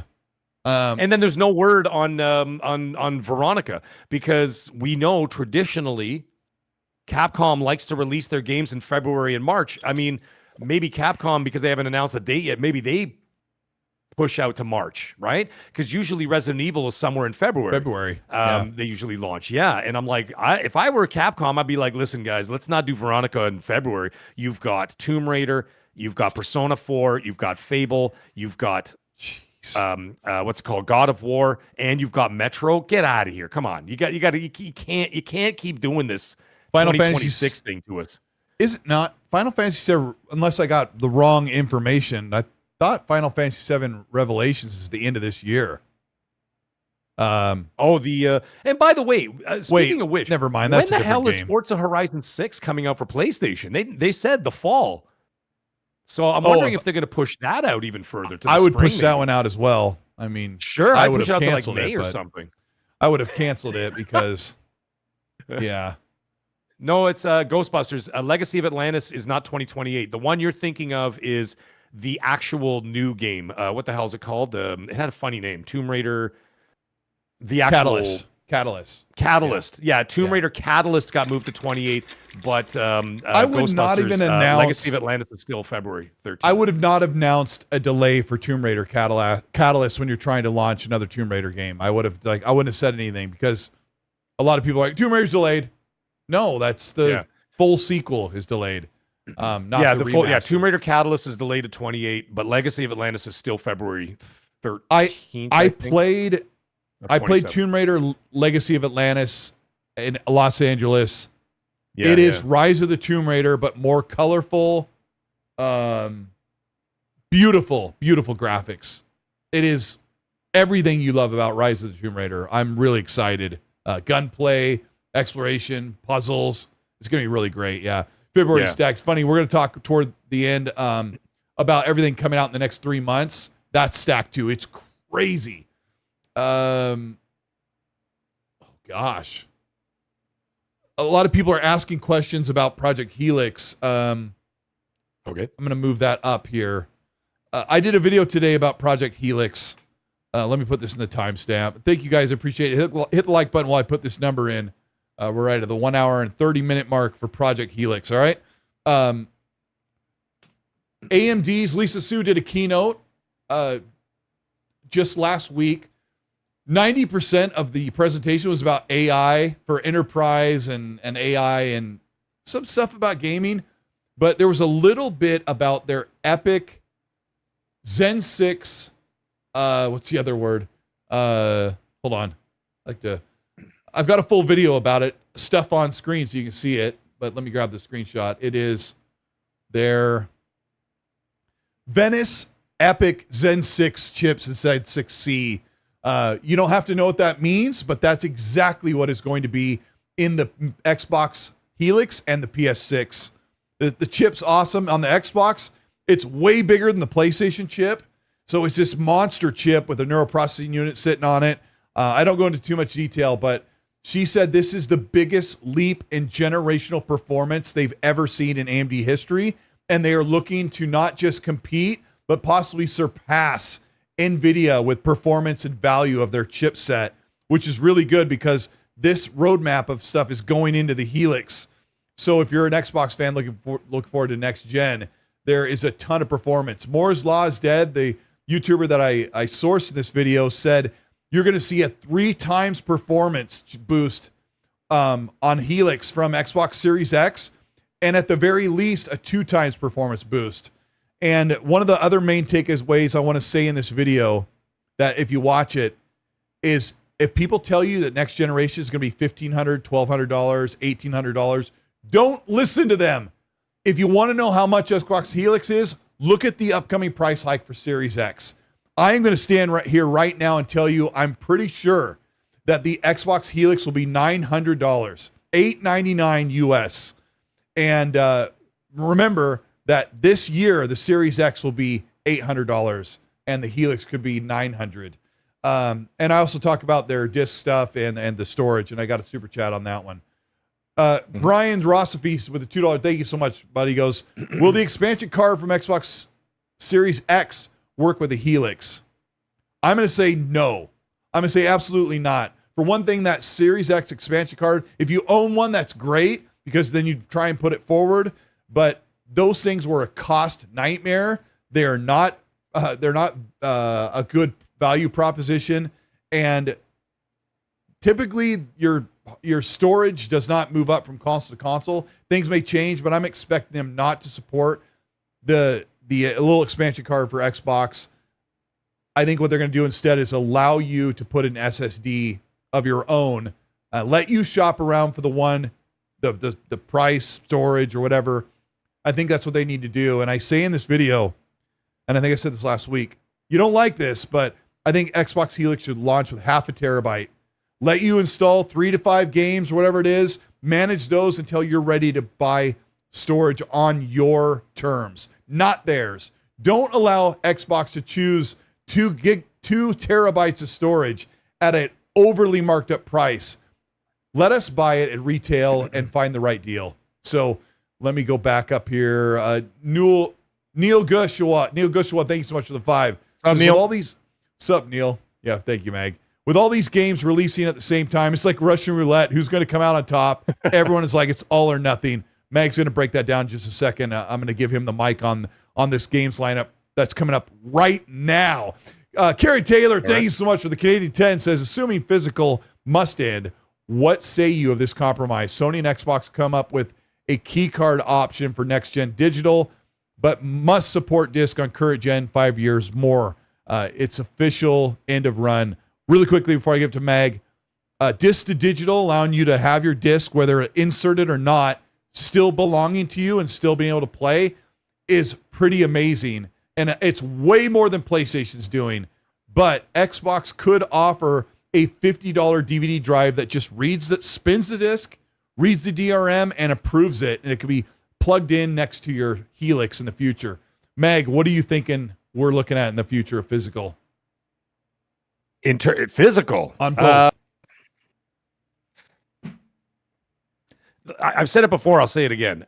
We don't have to dive right back into a deep conversation about it, but the thing is, the fact that the companies, like I'm talking about the other publishers, I'm not talking about Xbox or Sony specifically, being the ones who actually came out and said anything about it. But like I said, everybody else has been suspiciously quiet about it. There has been no pushback. There has been nothing about it. You haven't seen Rockstar bitching and moaning. EA hasn't said a word. Ubisoft, Nintendo, Xbox, since Sony made that announcement. Why? Is because they're complicit in the same conversation, and they're going to do the exact same thing. They're just glad that Sony, the ones who are taking the bullets for it right now, but they're going to do the same thing. They will offer, as once we said, I think Xbox is doing the better option of having the disc to digital situation, which is a solution, and I think that that's a great solution, because I think there would be no reason to do a disc to digital if you're putting a disc into Helix, which of course will cost more money. All right, so if you want to keep it within the price range that you're saying, first things first, you got to make the hard drive much smaller. 0.5 terabyte is all you're getting. 528 gigs, that's it. So you go 528 gig SSD, and then, of course, I know people are not going to want to hear that, but I'm saying you want to keep the cost down, then this is what you do. If you want more, you can buy more. But if you want to keep the cost down at a launch, you go 528 gigs, no hard drive, and that's all there is to it. And you introduce the disc-to-digital program. Now, beyond that, like I said, EA and Ubisoft and everybody else haven't said a peep about it. Why? Because it's all going to be going away. Yeah, however, the preservation of what you have is very important. And I think that the preservation of what you already have in your collection, I think that solution that Xbox came up with is a great one. And they're the only ones who seemingly have the solution right now, as Sony doesn't like to talk about things. They just say, yeah, we're doing this. And then that was it. And then they don't say anything about it. And then, of course, Friday, they have an outage. They don't say anything. So they kind of walk away from it without any knowledge as to what they're going to do for people who do collect those discs and want to be able to play them in the future. But we'll see what they got to say. But again, they haven't said a word. I think that Xbox's solution is so far the better one in regards to that. But as for physical in the future, I would start counting on next generation. You're going to have little to almost none physical. I mean, even from a retail point of view, you barely see them anymore. You go to the EB Games and GameStops, like literally 8 feet of the wall is now physical video games. The manager laughed at me and I said, how many physical games you sell? She goes, only to collectors. She's like, the only people, and they're a flagship store. Their store is huge. It's a flagship store that's in where I live. And they don't sell physical games. She goes, only to collectors. She goes, everything else, everybody just buys gift cards. Or they buy all the other stuff in there, like the what's it called? Murder drones, purses, and whatever. Digital circus hats and all kinds of stuff. Like all the anime stuff that the kids like, right? So they're all into that, and that's about it. And so I think digital is 100% going away. Our problem is we need to fight for more digital rights. But I think the physical thing is done. Anyways, yeah, I think we can fight for the rights, but it's kind of an uphill battle that's not going to be won at this point. And I mean, we're not waving the white flag, but like, what are you going to do? Like when the biggest source of Blu-ray comes from Sony and PlayStation.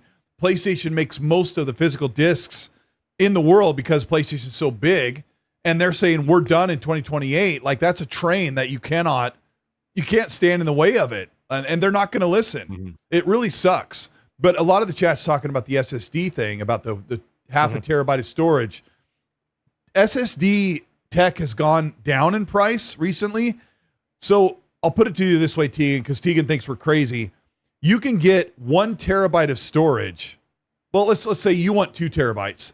That's about $300. Okay, that's what I'm saying. When Microsoft's looking at building their console, they're not going to want to add on their end an additional $200 to the sticker. So if they're trying to hit like Hargeet Chani was like, they need to make the Helix 600. I'm like, dude, that's not happening. They can't even make their current console 600. It's $900 to $800. So if they're trying to stay under $1,000, stay around $900, $800, they're not going to allow an extra terabyte or an extra terabyte and a half of $150 to $200 move the sticker price up, because they're not going to eat that and subsidize. PlayStation and Xbox are not going to subsidize storage, so that it can look nice to say, hey, 2 terabytes of storage on the box. And I saw Jay say in the chat, I'm not buying one if it only has half a gig. Trust me, I'm telling you, as a consumer who I used to have 70 games installed on my Xbox Scorpio, and I had an external hard drive, because you didn't need an SSD, an extra hard drive that had a bunch of games. So in a combined like 60 games installed, I loved having everything at my fingertips. I've learned over the years, it's cheaper and it's better to just stop putting every game that you ever owned on your console. And I would exhort people to look into next generation and make it affordable, hope and pray that they put half a terabyte in there and bring the price down. So if you want to put more on your, if you find a deal, like when I look at here, $189, $130, $140 for 1 terabyte, I'm sure you can find a deal closer to $100. And when that deal is right, order that SSD and put it in your Helix a couple months down the road and go, all right, now I can put 15 more games on my internal. You know how these companies work on metrics and analytics and whatever else, right? What was the best-selling Xbox console this generation? And I use that term loosely, but what was the best-selling? The Series S. The Series S came with a 512 gig hard drive. Yeah. I mean, right? I think Xbox might be slightly over, but they both sold equally well. For your point still stands. The Series X was like the one to get, but the affordable one was like just pulling its punches. And 1 terabyte minimum sold well. I mean, for the two of them, but I'm saying 512 gig is what it's sold for. And I see, some people complain because, I mean, all you have to do is, you download Call of Duty and that's it. 3/4 of your hard drive's gone. Right? So like, I get it, but I'm just saying, at the end of it all, if you're trying to save the costs of the upfront purchase ticket price, the only way to do that is by making you go out and buy a hard drive. It's cheaper for you to SSD. It's always going to be cheaper. Hard drive, a disk drive. Yeah, it's always going to be cheaper for you to buy extended storage on your dime, when you find a deal. Well, instead of letting Microsoft say, hey, we're putting 2 terabytes on the box. It comes with 2 terabytes, done and good, and then your console is $300 more than it was supposed to be. So that's what I'm saying. You don't want the sticker shock at $1,200 because people want a 1 terabyte hard drive or a SSD. Yeah, you put the lowest common denominator. I know it sucks, guys. Listen, I agree with you. We're not disagreeing with you guys. I want 2 terabytes. I'm just saying, But if I have 2 terabytes. I have 1 terabyte on the Series X, and I have 2 terabytes on the PS5 Pro. Great. Now the thing is, I actually don't. My PS5 Pro has never been filled up to 2 terabytes because when I'm done a game and I platinum it, it's off the hard drive. That's always the way I've done things. I've changed the way I do that too. Yeah. If you are trying to get this thing out at an somewhat affordable price, between $800 and $900, let's say, the only way they can do that, folks, is by putting in the lowest common denominator specs, and then from there, if you want to upgrade, you do it yourself, because a lot of people will just get by with the 512 gig and just call it a day, and they'll be like, yeah, whatever, man. I'd rather be able to afford the console than have a terabyte and not afford the console. You know what I'm saying? So that is a thing. And same thing with a disk drive. You want a disk drive? Buy it yourself. Right? That's basically what they're going to tell you. I don't think they're going to buy it yourself. I don't think they're going to make they could put a cheap DVD drive in that just reads and doesn't actually play the game off the disc. It just does the entitlement and then you're good. But why add that $50 to $75 to the console, especially when they know that 90% of their audience probably isn't going to be a physical only gamer? So the best thing to do is to make that an option. And PlayStation absolutely needs to do this as well. Make a detachable or plug-in disc drive For the people that want one, they can pay the extra. If you want more storage, it's far better for you to find a deal that you're comfortable with. Or, you know what? I don't want 2 terabytes. I have an 8 terabyte SSD in my PC, and I got it for $300 way before this stuff happened. I couldn't do that right now. So you should hope that Xbox is trying to figure out a way, because there's 2 ways they can make the Helix not go over $1,000. The other one is that it's rumored that it's 48 gigabytes of GDDR7 shared RAM in the memory pool. We're 16 gigs on the Series X. It will go from 16 to 48. And I say in the video that it's likely that that's for the dev kit. So the Helix would be shipping with 24. And when I looked up minimum and recommended specs, that lines right up with great PC gaming. I see that Risket's in the chat. He probably has a combined 85 or 90 gigs of RAM in his PC with his 5090 and then his system RAM. And that's a ton of RAM. But when I play a game on the Series X, Mag, or the PS5 with 16 gigs of RAM and see how good those games look, I know that the Helix can absolutely kill it at 24 gigs of RAM, which if they bring that down and they there's the option of having 2 SKUs, one with less RAM, but I hope they don't do that. So I think that Xbox put the Series X at 800 in August because they know that's the new target. PlayStation and Xbox have set this new target.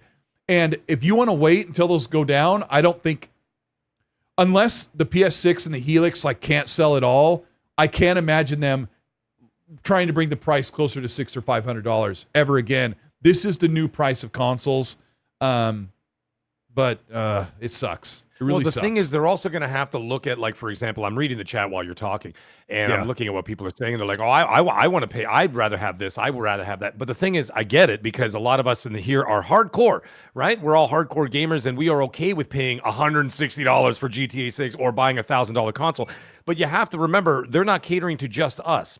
They're trying to cater to a much larger audience that will absolutely not pay those prices for an extra terabyte of SSD or anything.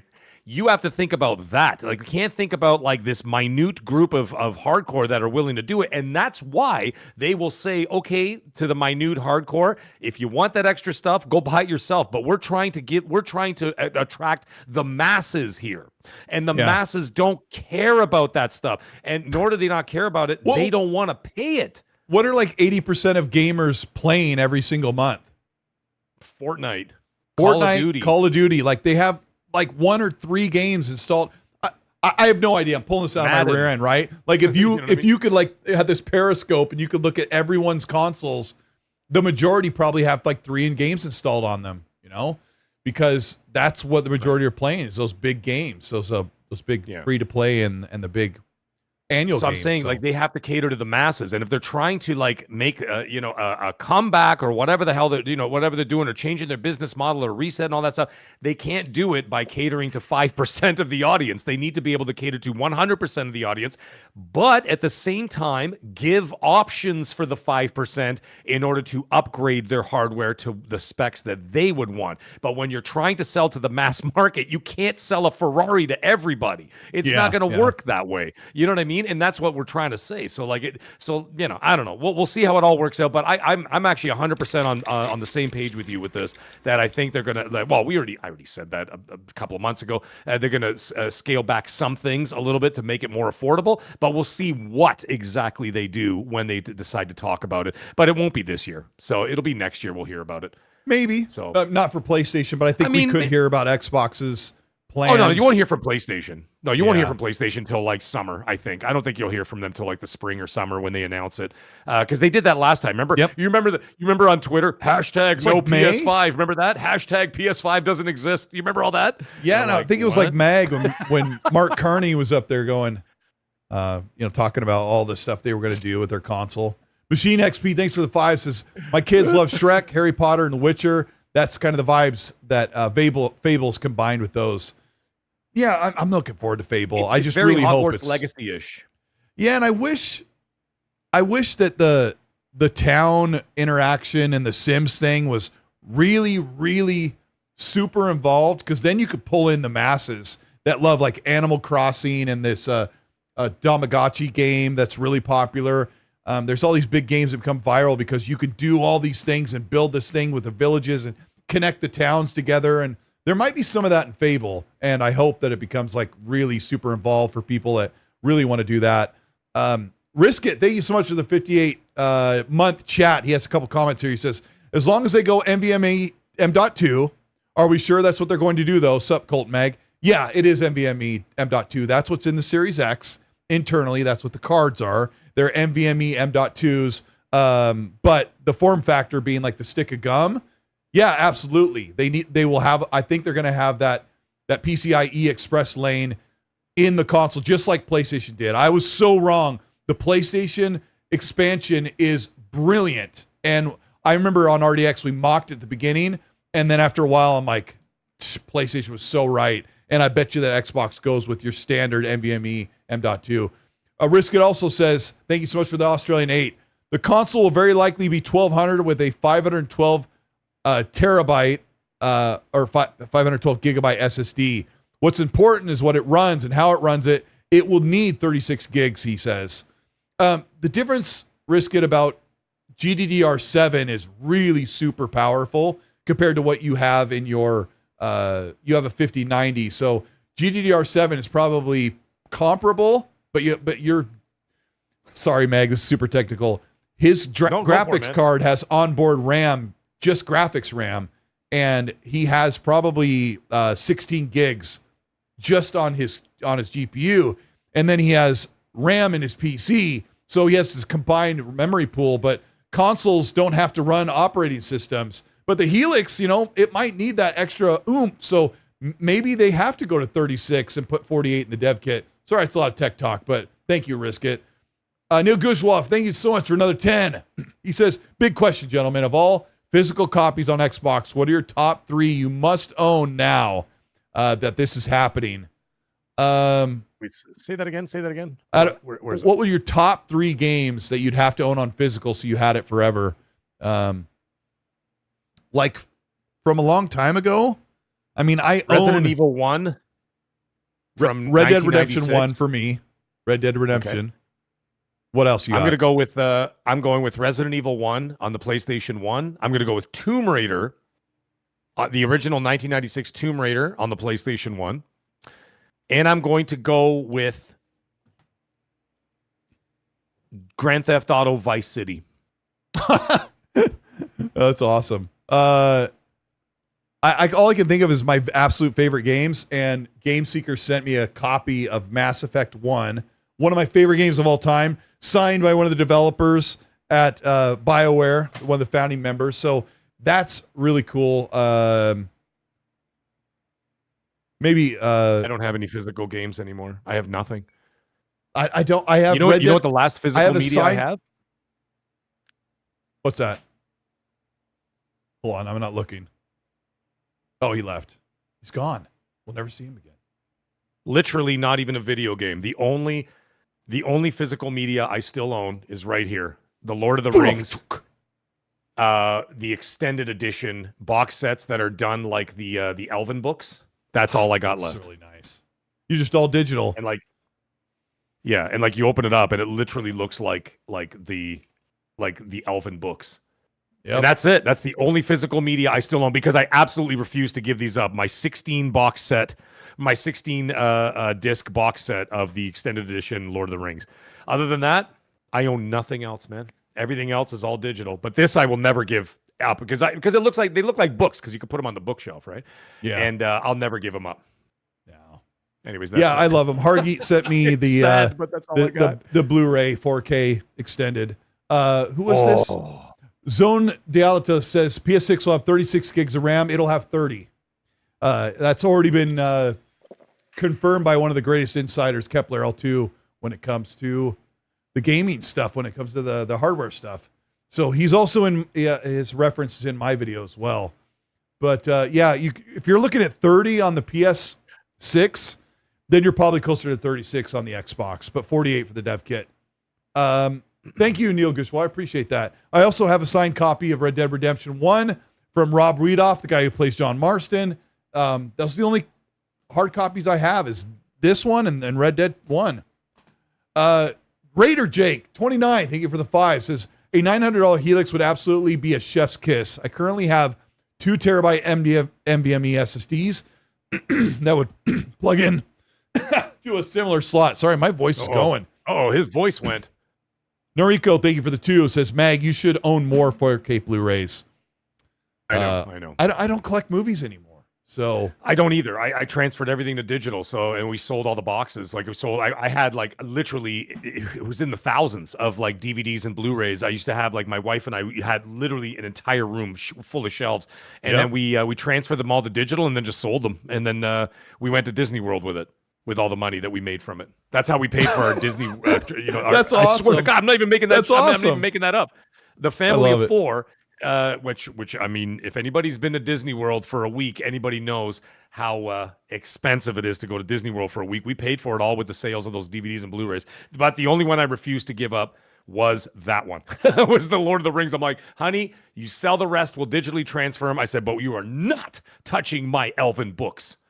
And that's really cool to cool to have that. Things have changed. I put this poll up for those of you who are listening to the show or watching on demand without a live chat.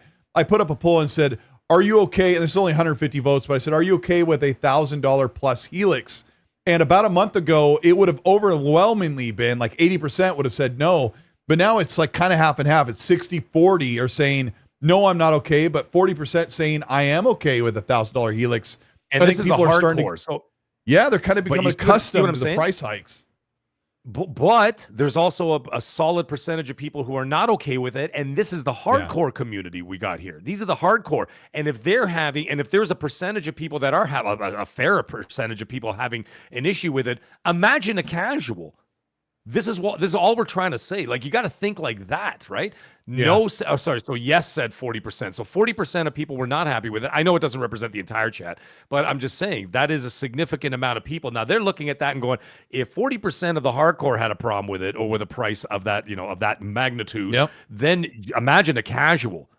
Imagine a mom and a dad saying, honey, I want to buy, whatever, little Bobby, whatever for Christmas. And they go, what? And they see that price and they're like, nah. He's getting an electric scooter for $400. That's what he's getting. Like, I don't think I'm going to be wrong, but I can tell you with personal confidence that next generation is not supposed to be $1,200, $1,500 in the US. It wasn't supposed to be. No, it wasn't supposed to be. But look what's happened. Just because it's brand new, it's a brand new console and it's 2 to 3 times more powerful, whether you're talking about the Xbox or PS6, that doesn't mean that it's going to cost 2 times more. If you want to know what next generation costs, you have to look at the current price of their biggest console. That's the PS5 Pro and the Xbox Series X. And it's funny because the Series X has always been very close to the price of the PS5 Pro, even though it's way more powerful. So don't let people tell you, oh, you're screwed, it's going to be over $1,000. I really feel personally confident that Xbox is trying to keep that console closer to $800. So, Mag, I want you to, for me, with my funny money. If you're in Canada or for me, Australia. It'll be like whatever, $1,200. But like, I mean, geez, when I bought the PS5 Pro was $1,100 up here, right, with tax and everything else, and of course the conversion rate, the conversion rate and all that, right? But so I mean, the Helix and the PS6 will be well over $1,000 for me, no matter what, and Risk It, but Risk It ain't gonna buy it. He's a PC gamer now, so the last console purist has finally caved.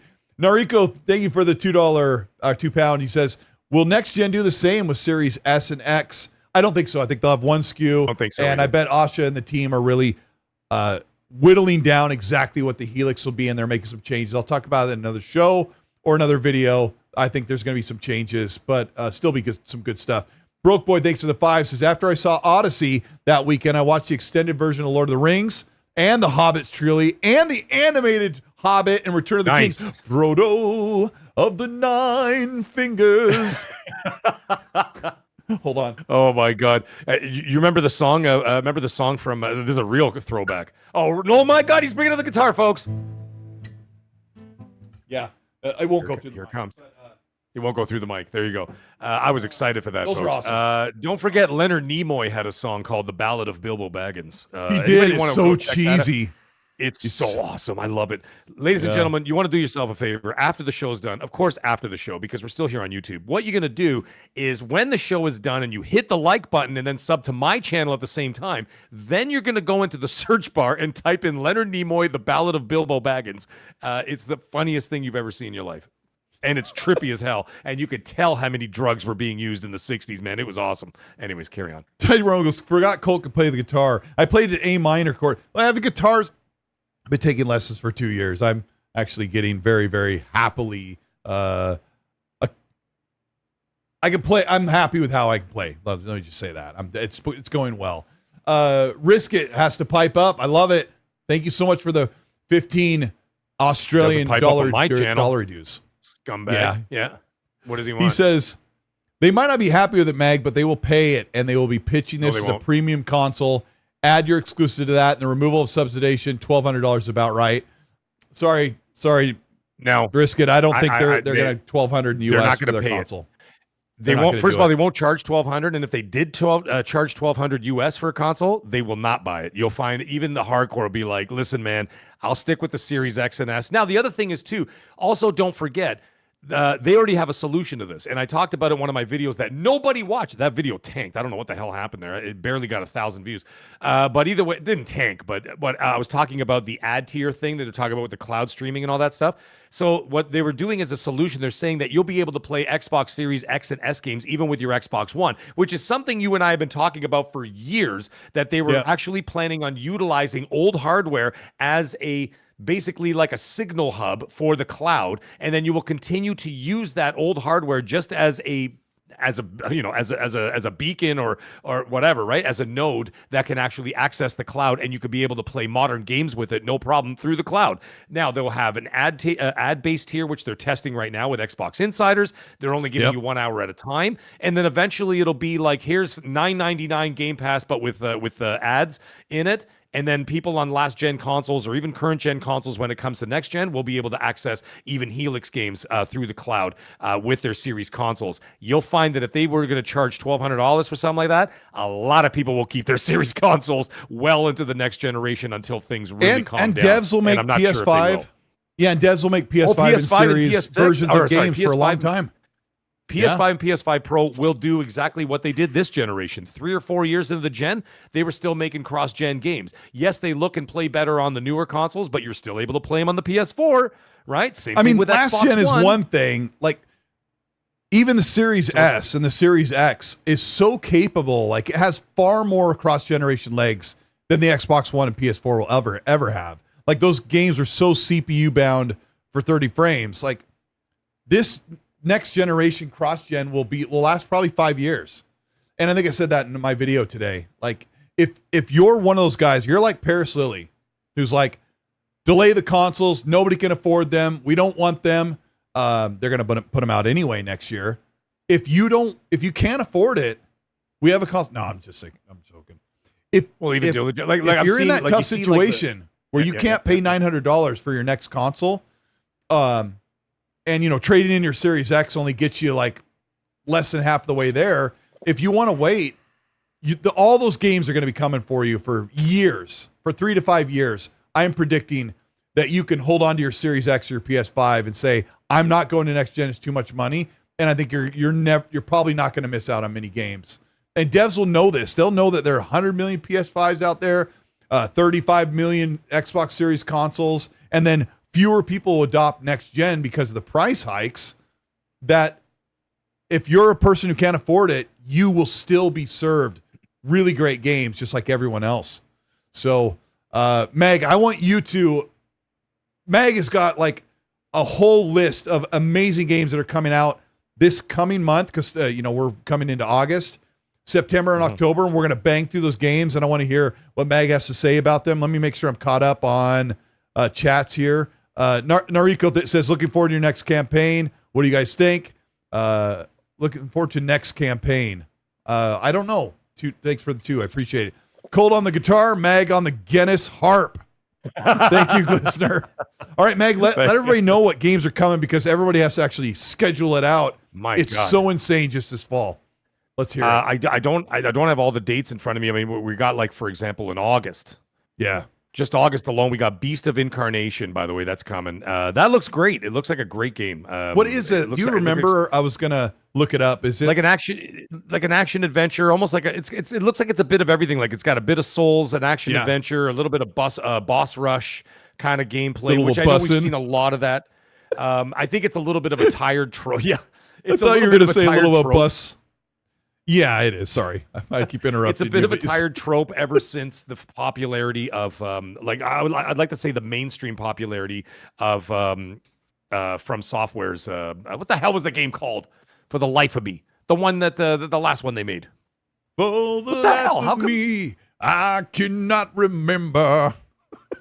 What the hell was the name of that game? What were you talking about? Elden Ring. Thank you, Turgonaut.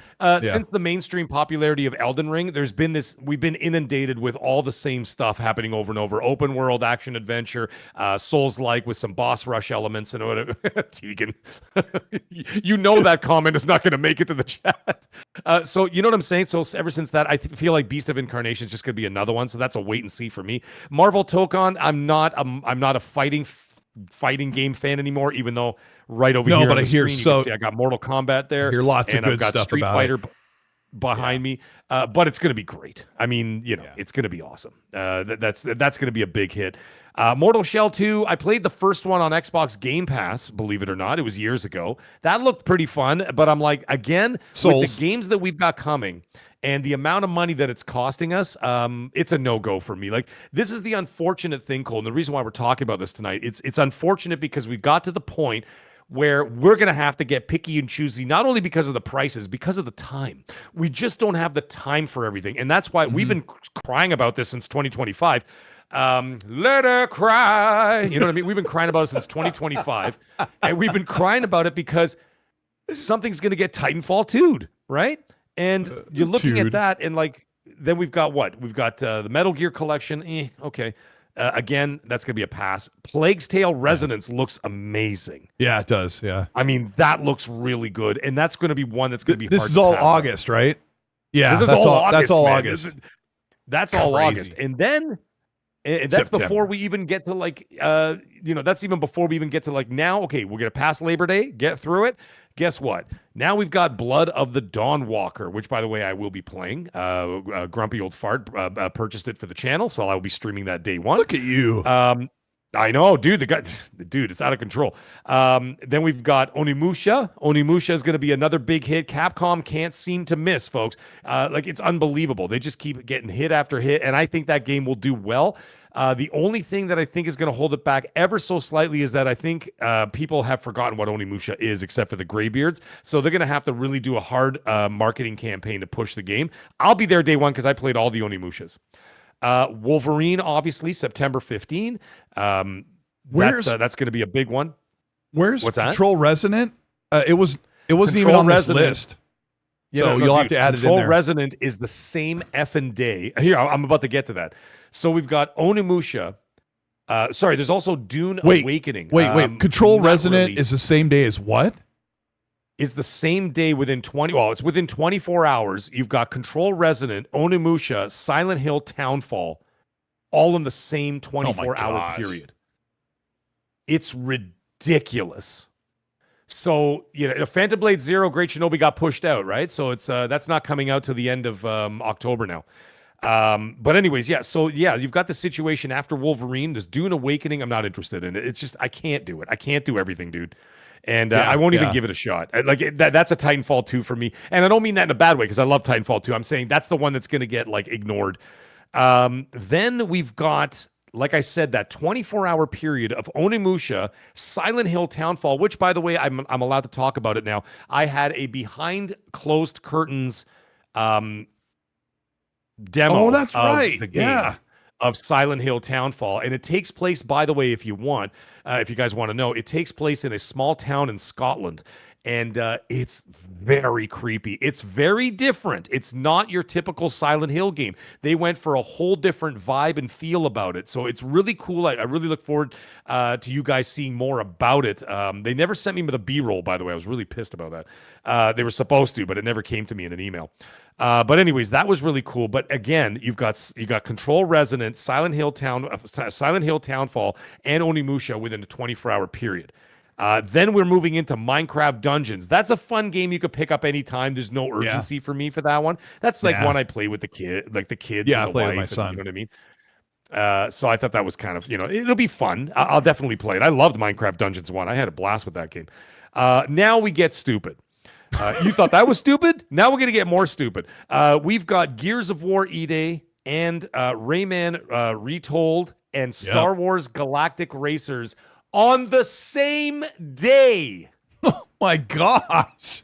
Now, did you end up putting out a impressions video with the B-roll from Galactic Racers? Because I know you and I sat together and played that game. I did a 20-minute video on it, and I really spent I spent 2 days making that video. I cut up their B-roll like you wouldn't believe. They're like, feel free to cut it up and do this, and I shredded it down, and I made every single clip that was in the video was relevant to what I was saying about the game.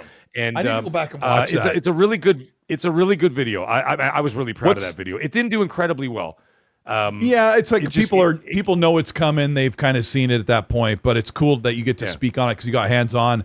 What's the fun factor for you on Galactic 10 out of Racers? 10. 10 out of 10. The fun factor is 10 out of 10. Colt and I played it.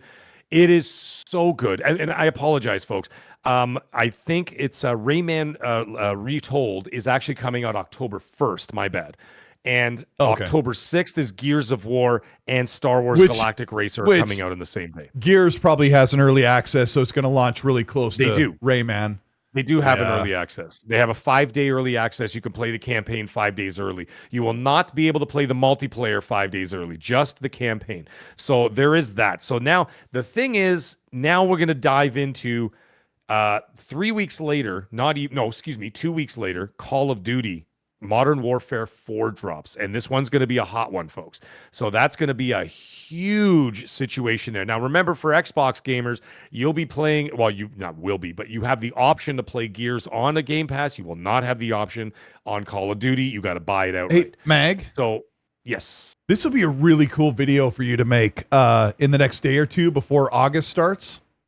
Grabbing all those trailers and doing what you're doing now. I would love that video. Where you say, just like break it down, like break in the down next the 3 months. Of the fall? Yeah, next 3 months, this is everything that is coming out on PlayStation and Xbox. That would be that's a good idea. There's a couple games on this list that aren't even coming, like Townfall, that aren't coming to Xbox yet. So anyway, keep that in mind. I'll remind you about that. Yeah, I will definitely do it. I mean, I'm out of town, so I might have to do it tomorrow morning. But I'll definitely do that. That's a great idea. Then you've got Call of Duty Modern Warfare 4, which drops 2 weeks after Gears of War. So if you're going to be either consuming on Game Pass or purchasing, you could play Gears on Game Pass. You have to purchase Call of Duty.